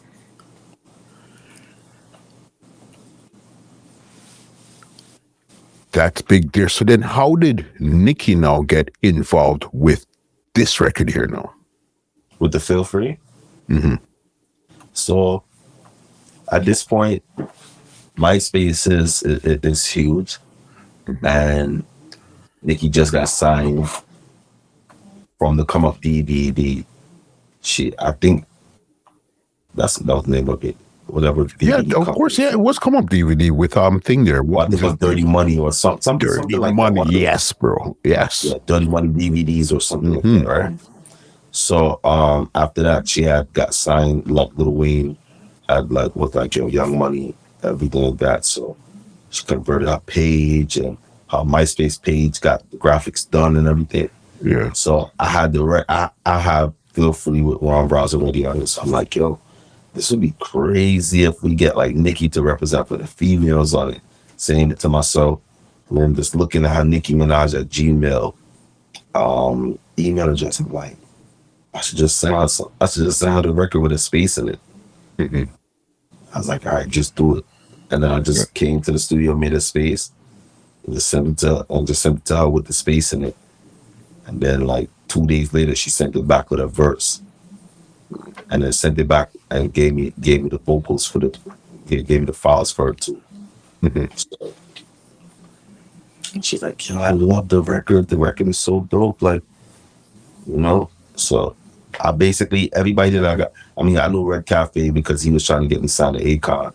So like once I got like, where I was on the record, I went to Akon album release party to talk about me signing to Akon, and then Red Cafe was there, and I didn't get to speak to Khan that night, but I had presented the record to Cafe, and when he heard it, he went crazy and did a verse, and then I flipped his part and put the juicy sample under it, and it was pretty dope record. Big deal. So which one out of those 3 ones, which is the official single? I would say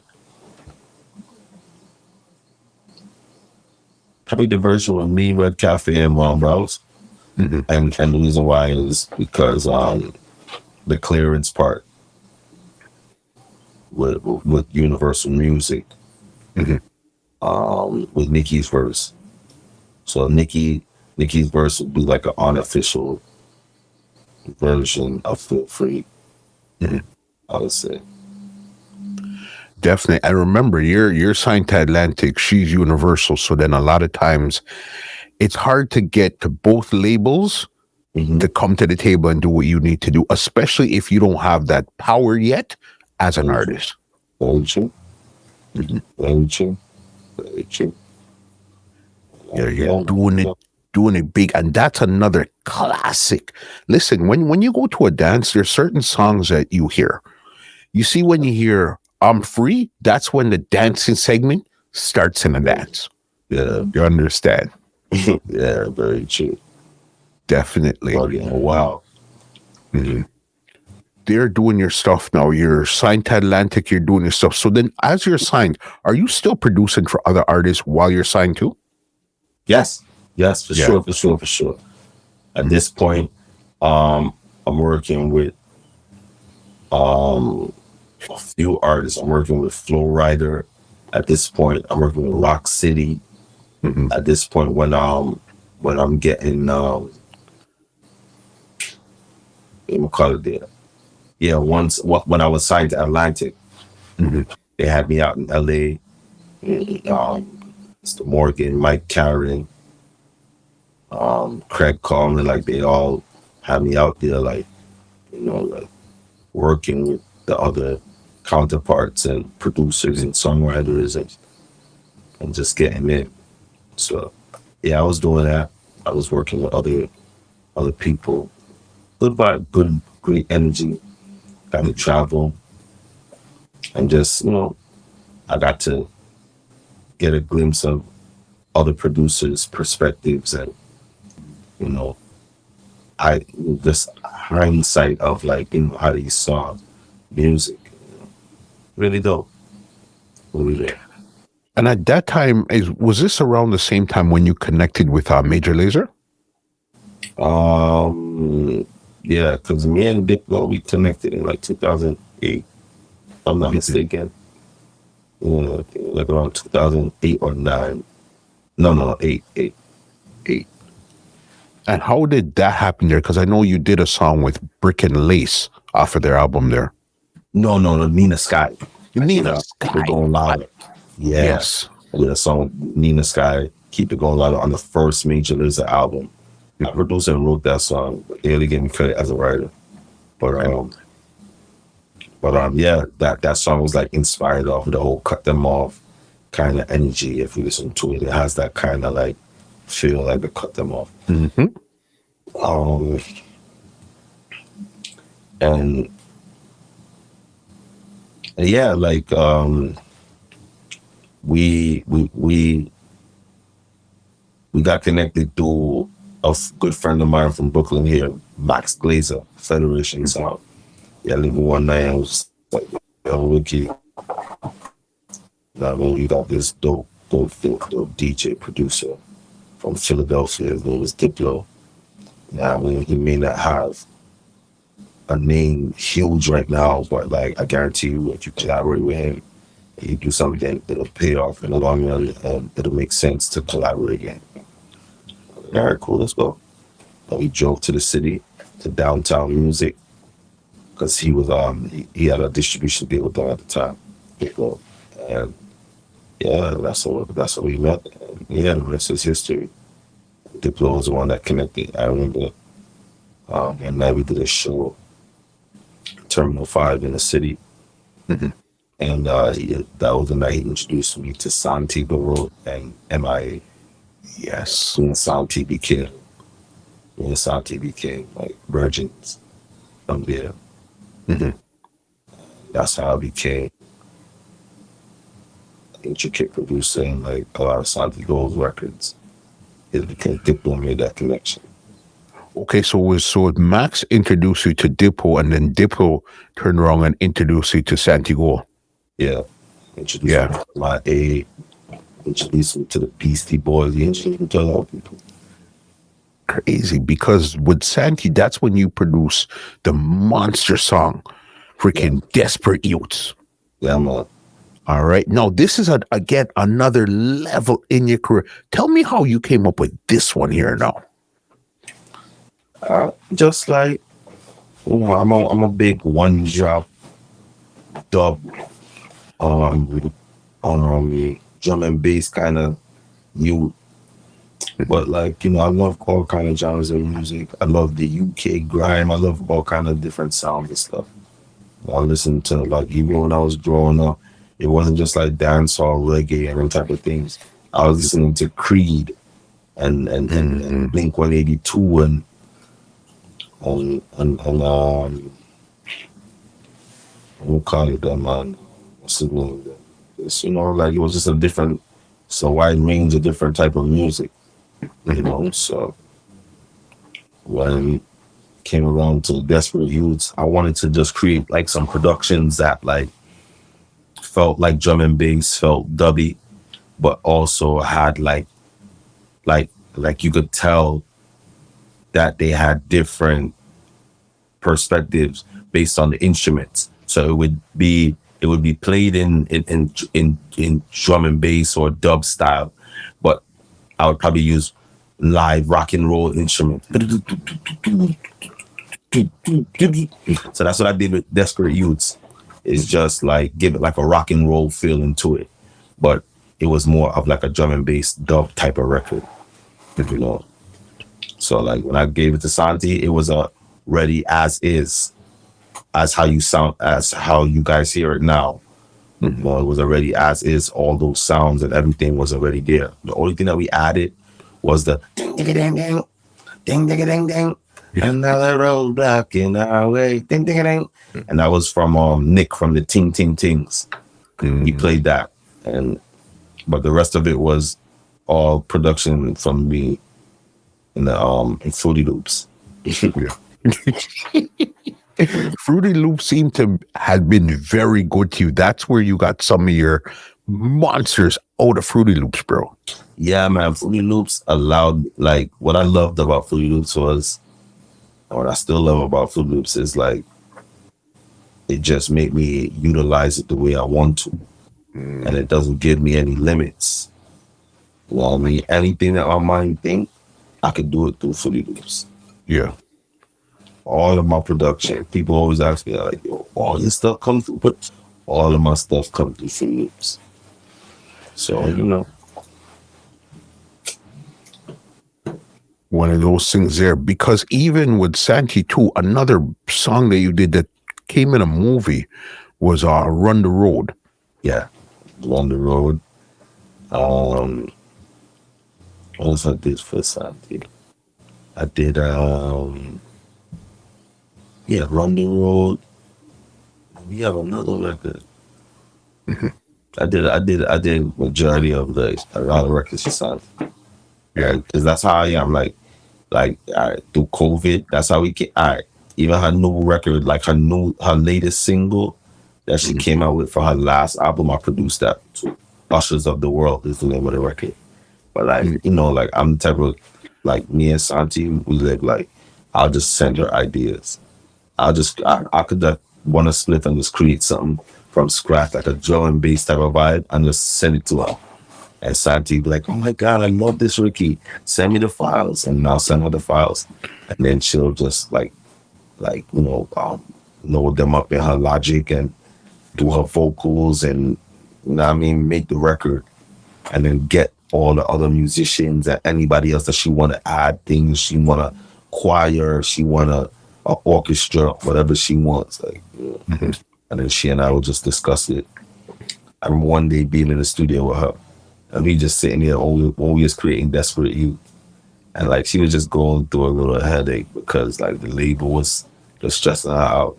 And we just sitting there talking about it. And Q-Tip just walk in and just come sit down in the studio. Just join us. Like, yeah. Just come sit down next to me. I'm sitting there like, this is Q-Tip, bro. This is crazy. Yeah, man. Really good vibes, great energy. I've learned a lot, and I've seen a lot. Because I know you even did some work with Jasmine Sullivan. Yeah, I did the Love Back record. And I wasn't in the studio actually with her. That play happened to, I forgot who made that play happen again.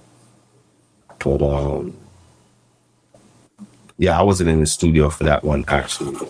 Missy reached out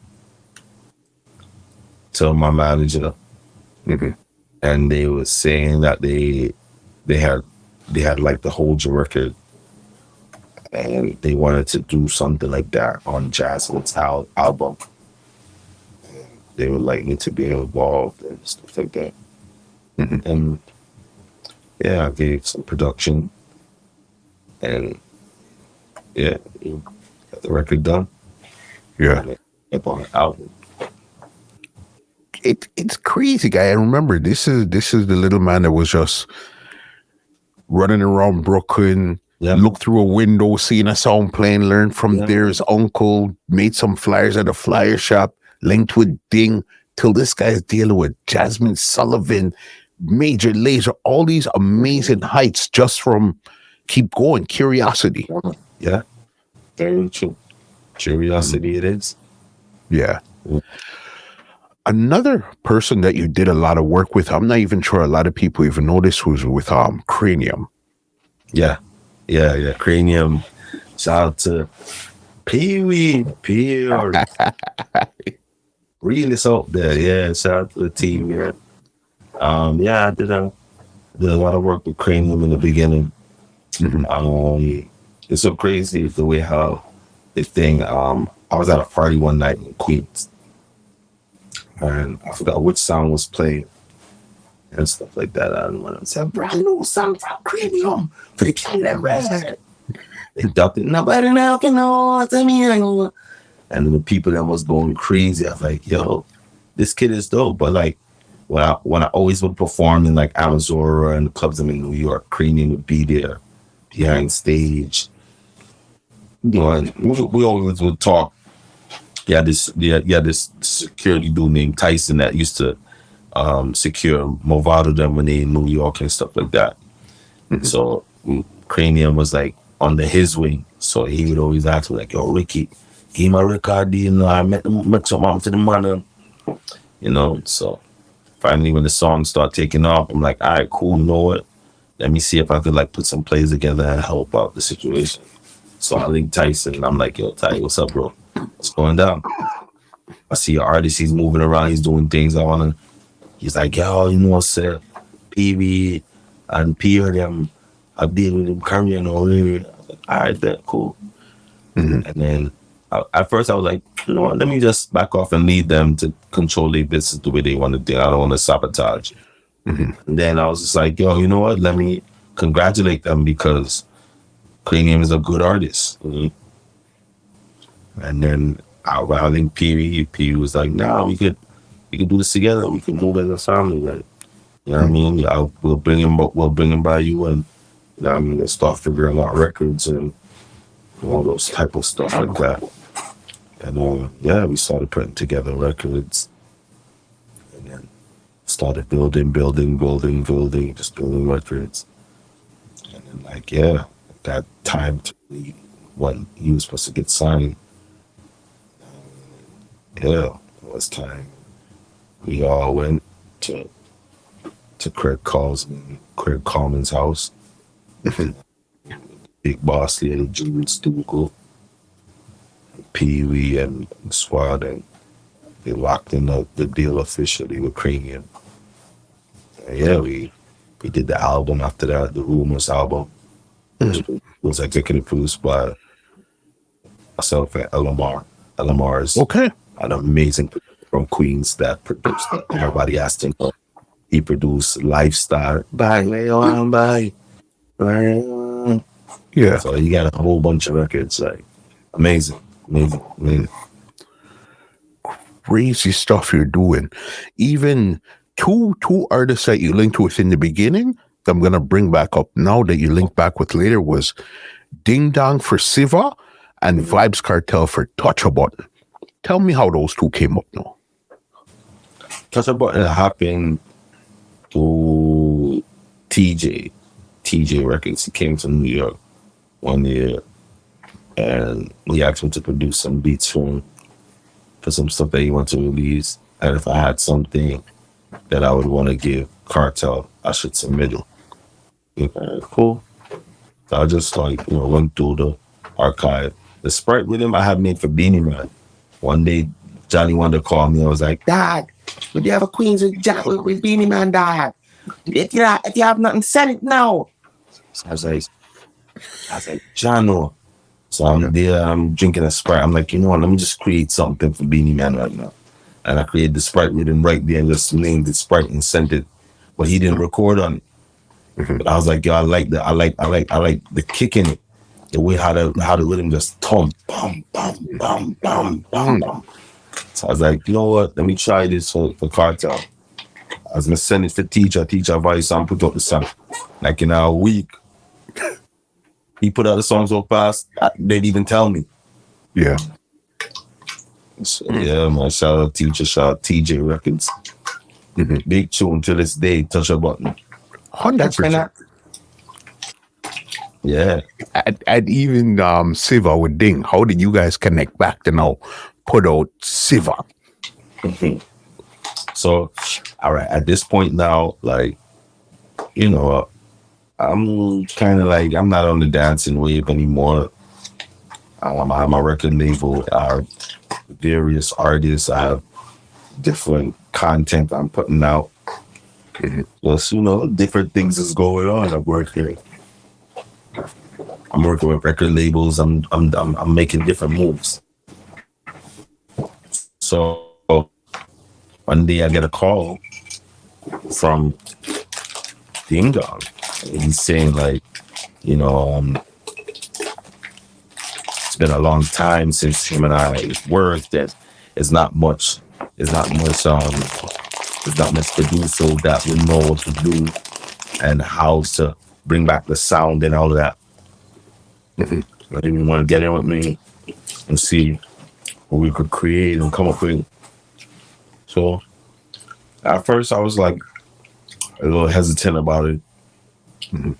Because like, just like, at that point I was just like, what are we trying to establish here? You know what I mean? Like, what are we trying to build?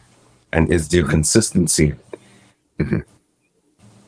But you know, him and I, we had a few more words, and then he came to Brooklyn. I was like, all right, cool, let's link up. He comes to Brooklyn, and then like we start working on the records. And he came up with the first record we came up with was another record that we had Cranium on too, called Raven Pryor. Wicked tune. Raven Pryor, Ding Dong featuring Cranium. And that record, like, it was so much fun making it because you know, we had a few selectors in the studio that night. You know what I mean? And that's what I would do in the nighttime, more time in the studio. I would have Ding Dong, Cranium, my boy Trabas, just a whole bunch of us just down here vibing. Man, I smoke, I run jokes, we just chill. So that's what we was doing that night. And Ding was like, yo, he want a record that like America would love. But at the same time, Jamaica would love too. It got like a hip hop feel to it, but at the same time, it got a dancehall feel. You know, it's raw, and the energy of it is raw, but it has the potential to cross over. Like this was all the like things that like we were talking about of what we want a new Ding Dong records to sound like.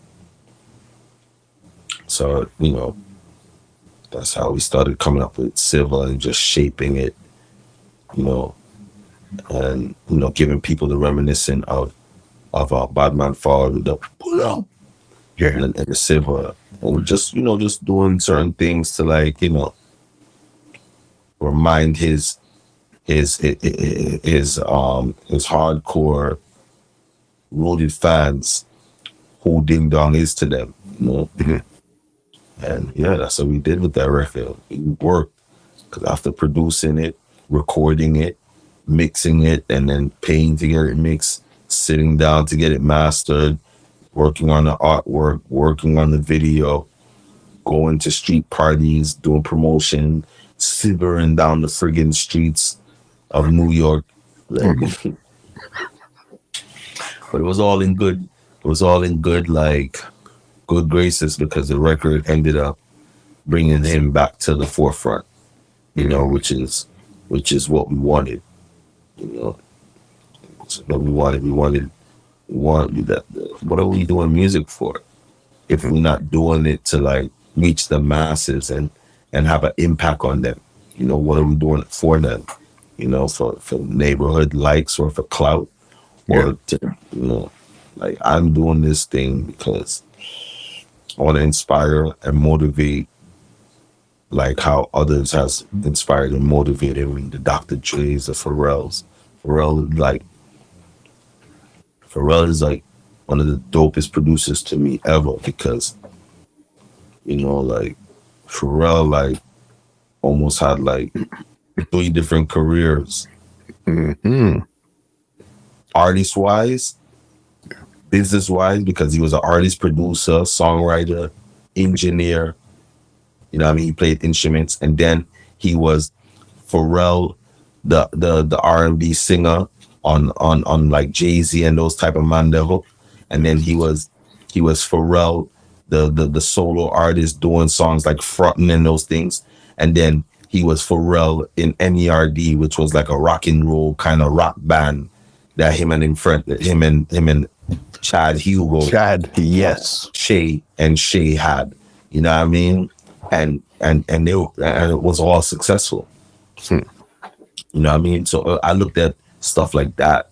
Those were like, those were the things that I looked at that inspired me and motivated me and made me say, yes, I want to do this. I want to get a taste of this. I want to be creative. I want to be just loud in this, like, and just make my voice be heard. Take it to the highest level that you could possibly take it. Yes, just take it, with no remorse. Yeah. All right. You did a lot of dance hall stuff. That was cool. But then after you even did some soca stuff. You linked with KES and did Endless Summer. How did you connect with KES?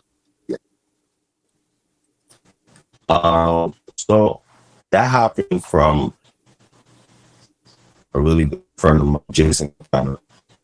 He is president of Tidal, and he reached out to me at the time. He was co-managing KES The Band with another friend of his, and they were like, "Yo, kind of like the same energy. Like KES them wanted to go into a different direction, like pop, and more like different than soca, but Jason felt like they needed something to solidify them in the streets, like the other song Tuesday on the Rocks. So he was saying like, yo, let's try to get them with a producer that, could like make records that like can have a street presence but have the potential to cross over. Mm-hmm. And then they came and checked me.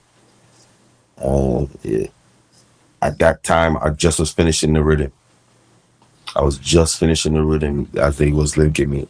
So KES them was the last song I voiced on it. I had Gyptian, I had myself, and I had this soca artist named Zola. And yeah, I put it out. And KES them's song started like taking big moves. And they definitely toured and did their thing. So they made it. They solidified it. Big things with there, because I know even since we're in Trinidad, you did some work with Prince Swanee also. Yeah, I did some works with Prince Swanee. Did some works with Marshall. Marshall was on the whole rhythm too. Marshall's on the rhythm there. Yeah, Marshall Montana was on the whole rhythm. Yeah, did not realize voice that. Of song. Yeah, he had a voice of song. His song is big too. Mm-hmm. Speak easy. I need to know, would you come and take a ride? Big tune. Yeah, big tune on the whole rhythm. And then I had made over his version of the rhythm, Marshall. Mm-hmm. So you'd flipped it in a different type of style. Yeah, a little different. If you look it up on you'll see it. Like, yeah. That's big there. And even stuff like that. I know you did a lot of remixes, official remixes too. You had done one with Rihanna. Which song was it again? The Oh Nana, What's My Name? Yes. So I did the Vybz Kartel. Oh, this one, it's I don't play. Oh, now, what's my name? Oh, How did that come around? Let me tell you something. You won't do it. So I did the remix, and it was labeled as a Federation remix. Big my dog Max Gaze. You see another full circle moment. I remember he was the one that linked you with Diplo in the first place. You know what I mean? And then Max was instrumental.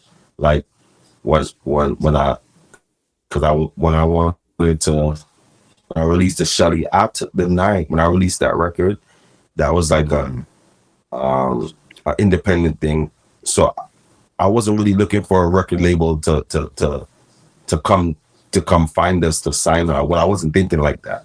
So once I had got the song on the radio and it started bubbling, I just went to Max Lazer because I knew he had a relationship with Patrick Moxie because he had a publishing deal with Ultra Music. And then I just told him like, yo, I want to sign that song to Ultra.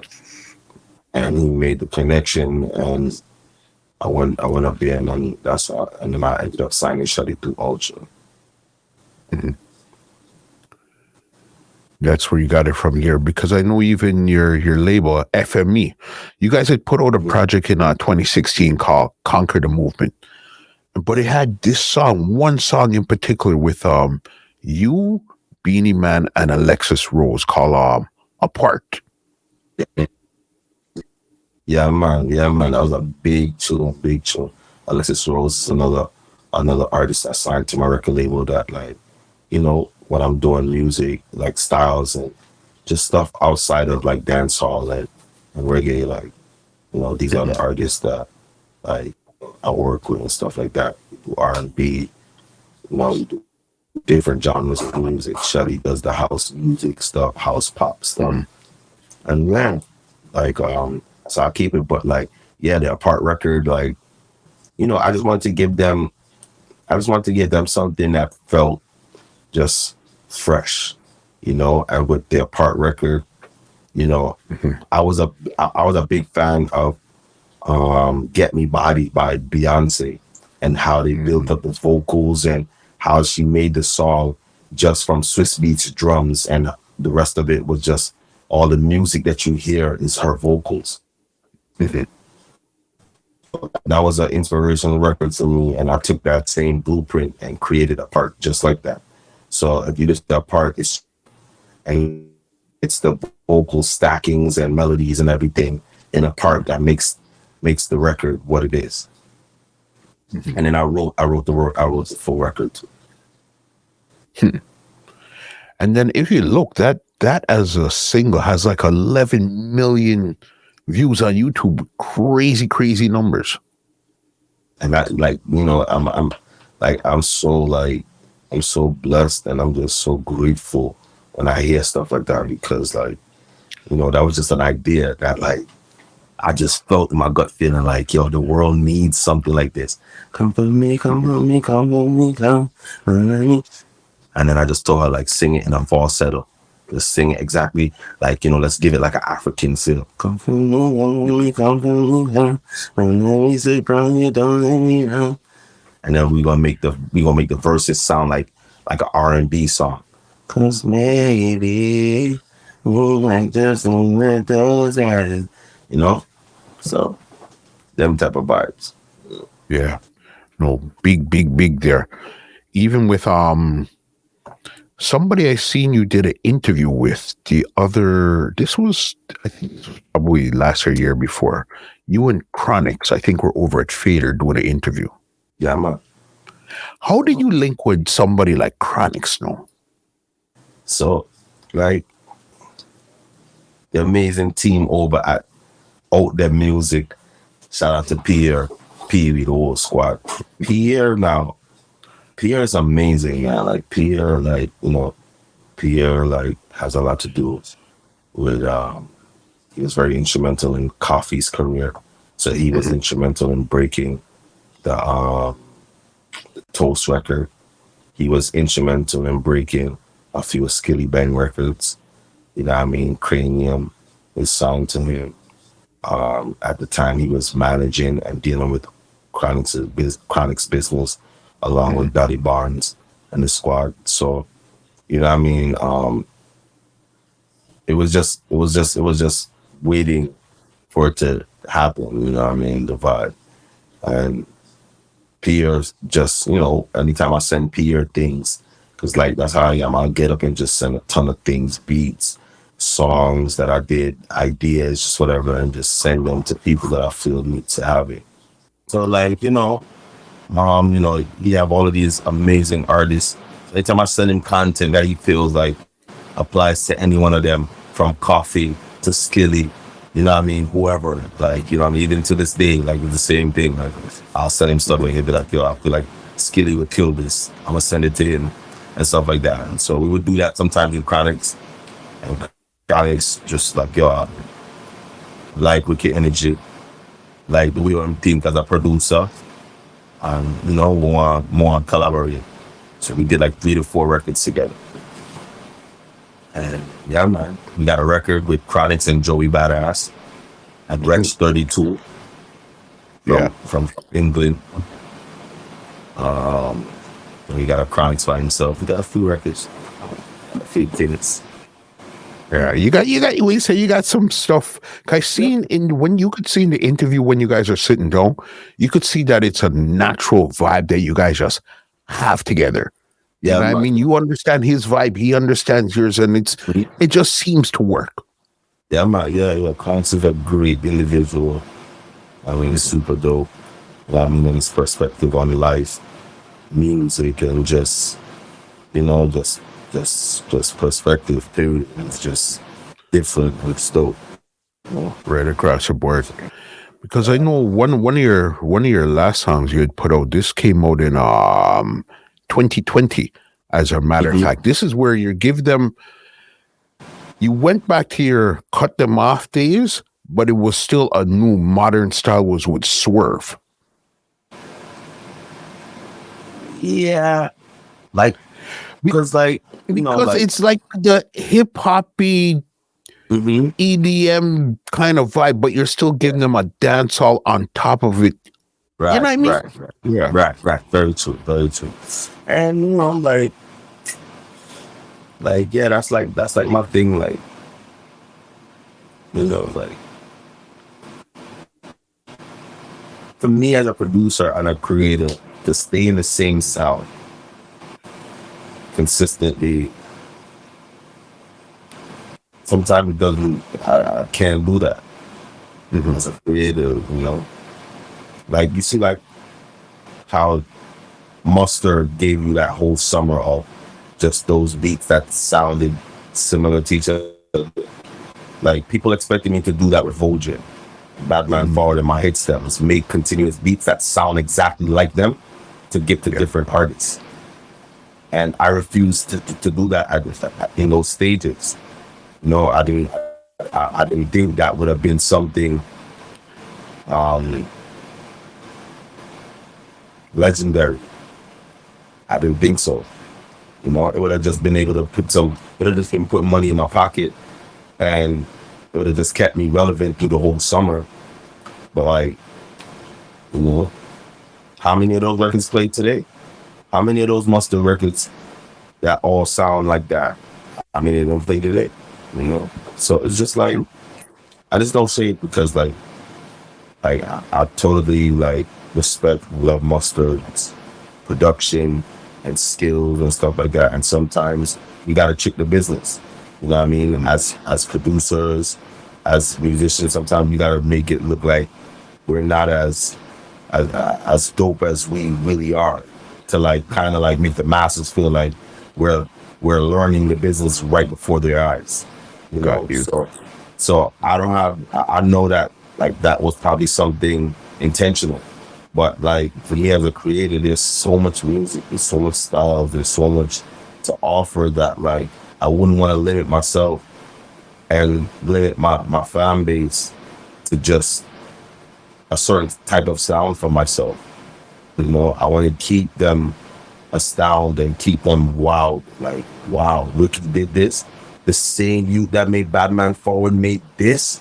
That's crazy. Like, yeah, that's unbelievable. That's how I want to keep people.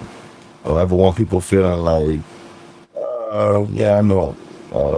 I figured you were gonna come with something like this and cut them off and hold you. Yeah. But it will go back to be where they're now saying, you see, I told you, he was just lucky he got two little songs. Right.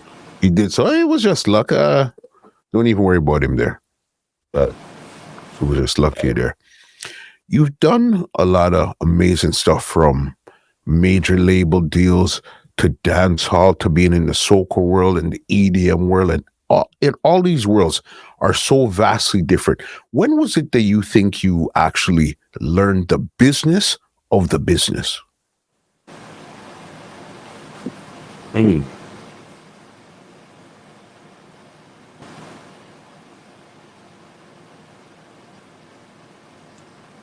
I would say after I got signed. Mm-hmm. I signed that light. That's when I started to see the reality of the record labels, the reality of how important it is having someone that people gravitate to dealing with your business, or like in the room for those people, making sure you're a part of certain things, dealing with the politics of it. Like, yes, after being signed, I started to see how important all of those things were, and how much those things meant if you would make it in the real music industry. Mm-hmm.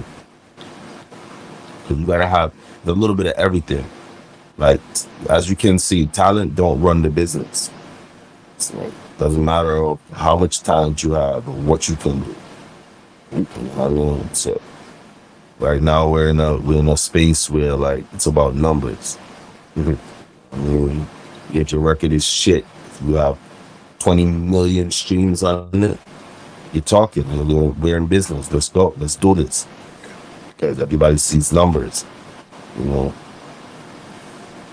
And especially somebody like you that wears so many different hats, songwriter, producer, artist, and everything. It's like you see the difference almost from like a 360 type of way, because you're doing so many things. Because a lot of times, if you're just an artist, you're going to see the business only from this way here. If you're a producer, you're only going to see it from here. If you're a songwriter, you're going to only see it from here. But you being in all of those, you get to see a real rounded business, because it's not the same business as a artist, as a producer, or as a songwriter. That's true.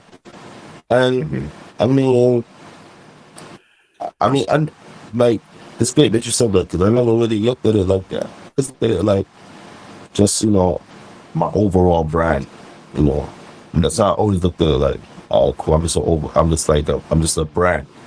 I'm not an artist. I'm not a video. I'm just a brand. I mean, my entertainment brand. I just have any hats that I wear.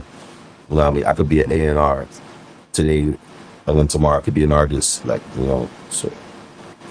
But like, there's with the different sides to the business. I've had a little experience in all of them.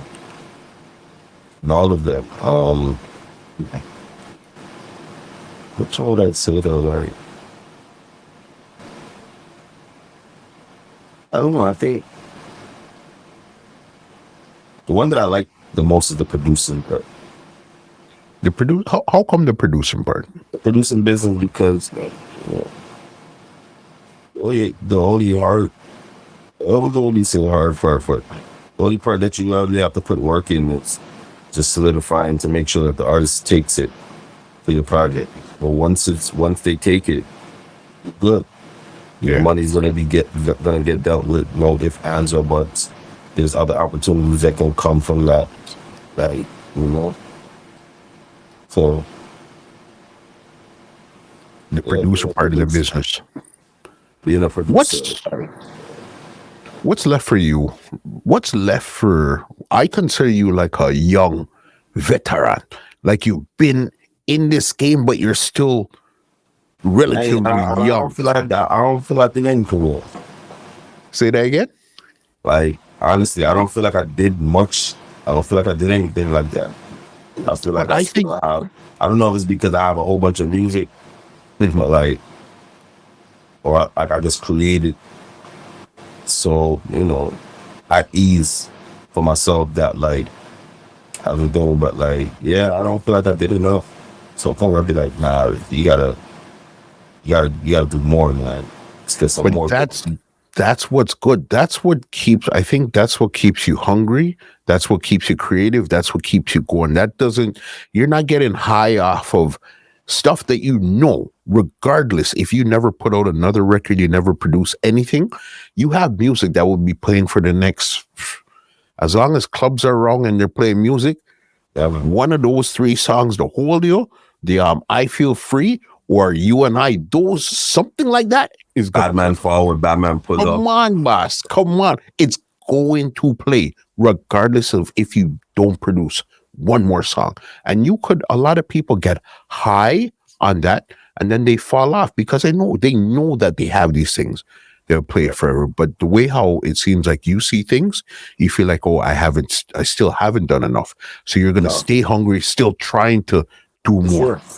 For sure. Right now, like I took off from November to December of last year to just kind of like study Ammo-VM. Nothing else. Just studied it, just the flow of it. You know what I mean? The sounds that they use, like what drives it, like, the dance moves, everything, just to get an idea of it. Like, that's to show you like I'm not comfortable in no type of way. Like, I create music every other day. I create all kind of music. From hip hop to pop records to 80s pop, R&B, like authentically, So yeah, I don't ease up a bit, down to even drill. I create that like authentically, like, just Again, as you said earlier, you don't want to sound like the reggae guy trying to produce soca or the hip hop guy trying to produce. And you want to be that guy that produces all of these things authentically. Of course. So, I study those things. I critique myself like how I would critique another producer. So like I expect the best from myself, So like if it's something that I don't understand, or I'm not gonna, or I tried it and it doesn't sound authentic, or it doesn't sound like if Metro Boomin or somebody that's authentically to the genre would do it, then I'm not even gonna waste my time, because I'm already great at what I'm great at. So these are just additions, These are just additions, like, me being able to create drill or create some things. These are just additions to me, and that just makes me, a little, that just makes me have a little more advantage, because there's producers, like I could produce what some of these young producers can do, but they can't do what I could do. I can make a 90s dancehall track to make girl wind up themselves from scratch right now in Foodie Loops in 5 minutes, and it will be a hit rhythm, I promise you. And then turn around and then make a drill beat that I could give to Fabio Foreign or to Chief Keef or one of them man that, and it would sound authentic. Yeah. But they can't do that. So like, I just stick to the boards, and information is everything. I feed for information, with information, learning, and just affecting the craft, and just being better at what I have to present, So Never stop learning. Never. You understand? Never. Last one I have for you. Last one I have for you. Never stop. Amazing journey, amazing conversation, amazing things you're doing. Is there anything you would tell a younger Ricky Blaze about the business right now? If you could look at your younger self and say something, what was it that you would say? No loyalty. You know, I was loyal and I just rode for people who I thought I should have rode for, you know. And certain decisions that I should have made, certain things that I should have done, I didn't do it because, you know, of those decisions. And I'm not blaming nobody for my mistakes and my lessons learned. But yeah, that would just be one thing I would tell myself, like no loyalty, like stick to your business and keep it pushing. Yeah, do the best. When we're working, you know what I mean? Yeah, man. Real. Yeah. Ricky, I knew this conversation was going to be a great conversation, but I didn't know it was going to be so epic, especially somebody like you, because in my mind, I feel like, especially coming from Canada, I feel like out of Canada, in my mind, I feel like I discovered Ricky Blaze when I went to New York and I seen how Cut Them Off was going on. When I came back home, nobody knew what I was talking about. Not one soul knew what the hell I was talking about. That was one thing that got me too, you know, like Canada not perceiving me. Like that was one place I really wanted to, like, I had 1 or 2 fans over there, but like, of course, that was one place I really wanted to, like, you know, I wanted that to be like my second home for, like, yeah, Canada. But again, this was Cut Them Off. Because I heard, because what I found with Cut Them Off was, you see, because it was so fast already, if you had played that song too fast, it lost its groove. So Very then true. people wouldn't really understand. And that's what happened. That's what happened in parties. You know, that became a natural. All right. So what happened was, when you would listen to the records on like Pasa Pasa and DVDs, and it would be a lot more faster. But then now the dancers, they would go and listen to, they're not listening to like the mixes, meaning like they're not listening to like the Pasa Pasa mix CDs and stuff to hear the song playing that fast. So they'll just go and get the regular version of the song. When they get the regular version, the song is 10 times slower than the speed that they would be dancing to it at, which would be fast. So my idea was, save them the headache and just make the record fast already, so that way they don't have to worry about trying to speed it up, because they don't have that tempo changer on their CD players or wherever they're playing the record from, you know. So let's just give it to them fast already. So I used to always tell DJs, like, yo, when you play and Cut Them Off, play it at 0. Don't play it at like, don't give it any tempo. Just play it at 0, because it's already at that tempo already, you know. But like a lot of DJs, they would be mixing other records already at a speed, and then they want to catch the mix, so they'll just mix it fast, and then you and it's just super fast and just like crazy. It loses that groove when it's the value. Yeah, for sure. Yeah, man. And that to me, I found that was one of the things why it wasn't translating over here. It's because they were playing it too fast, so they didn't get to understand what it was that you were doing with that song. Yeah, right. Really true. To New York, yo, I couldn't go nowhere. Like those years when like I was like, I came like I had to hide like fans, like people was just like for like probably like 3 to 4 summers back to back.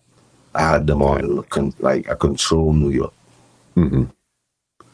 Humbly, that's you know, like, just have the place, have all the kids them anywhere we was at. I would be going to parties and pulling up and jumping out the car and walking in, and kids is walking away to go home and see me and be like, nah, we going back in. Come on, let's go. Ricky just came. Let's go. Let's go. Yeah. This party's about to get lit.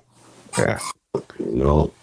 Yeah. You guys definitely brought that youthful energy. And I remember it was you and the Rolling Stones. So it was like a group of you guys that brought that excitement and that energy when you guys stepped into place. Of course. Man. Like all the time. Shout out DED, Junior Vibes, First Prince, Wars Crew. Like anytime we went to any parties, like people would just be gathering around us, the cameraman them, like just beer excitement. And you guys loved it. You guys knew how to play into it also. Yeah. You know what I mean? Very true. Yeah. Very true. Trust me. You know, some great times, man. Great times. Yeah, man. I enjoyed them. It's great learning experience. Great times with friends and family. Good vibes. With so much more to come. Listen, before I get you out of here, the floor is yours 100%. If there's anything you want to say, anything you want to big up, leave some social contacts so they could check you out on social media right now before I get you out of here. Yeah, man, for sure, man. First thing, I want to say big up the Two Line family. Thank you, Muscle, for having me on the show. You know what I mean? Big show, big program, very informative, you know, as far as information and entertainers that like you probably don't hear from or see on a regular basis from your normal like media basis. So big up to Muscle for this platform. Respect. Yeah, follow me on Instagram at Ricky Blaze TV. Facebook Ricky Blaze, TikTok Ricky Blaze TV, and all those other stuff. And yeah, man, just look out. I got some new music I'm releasing, some new music videos, some new things that we just, yeah, man, we generating a whole new energy, you know, and kind of just like, yeah, continuing off and giving them some more heat now, you know, aligning ourselves in the right way. And if you know, like, you know, and that's the reason, you know, I want people to look out for these releases and go and check them out, because put my time and energy in as a creator, because I wouldn't just say as a producer, as a creator, because I arranged these records, like very instrumental with it, from the music video to the artwork to everything. So, like, you know, I want to give my fans and supporters and people that want to support. I want to give them good quality and good music, along with good content to go with it, good dope music videos and all that energy too. So just stay locked in and look out for it. It's coming. Definitely. Listen, since we're at the end of the conversation, I could tell them this. Listen, before we sat down today, we were actually vibing yesterday for about 3+ hours. And listen, let me tell you guys what this man has coming. Boy, I don't think you guys are ready yet, but and listen. If Muscle saying that, because like Muscle, this ain't no hype up on no friend thing. Like, you know what I mean? Muscle is a man that's well respected. He's interviewed some of like the greatest and like, you know, some top icons. So this is not no friend product thing or no pay thing. You know, this is just genuine vibes and great energy, and you know, like, yeah, I want to share it with the world. So thank you, Muscle, for that vibe. And yeah, it's coming. Definitely look out for it. They're coming.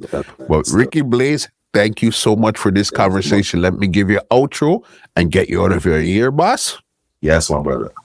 Bob. Well, ladies and gentlemen, this is Muscle, and this has been another Two Line Music Hut's Entertainment Report podcast, and we are out. This podcast is brought to you by www.twolinesmusichut.com.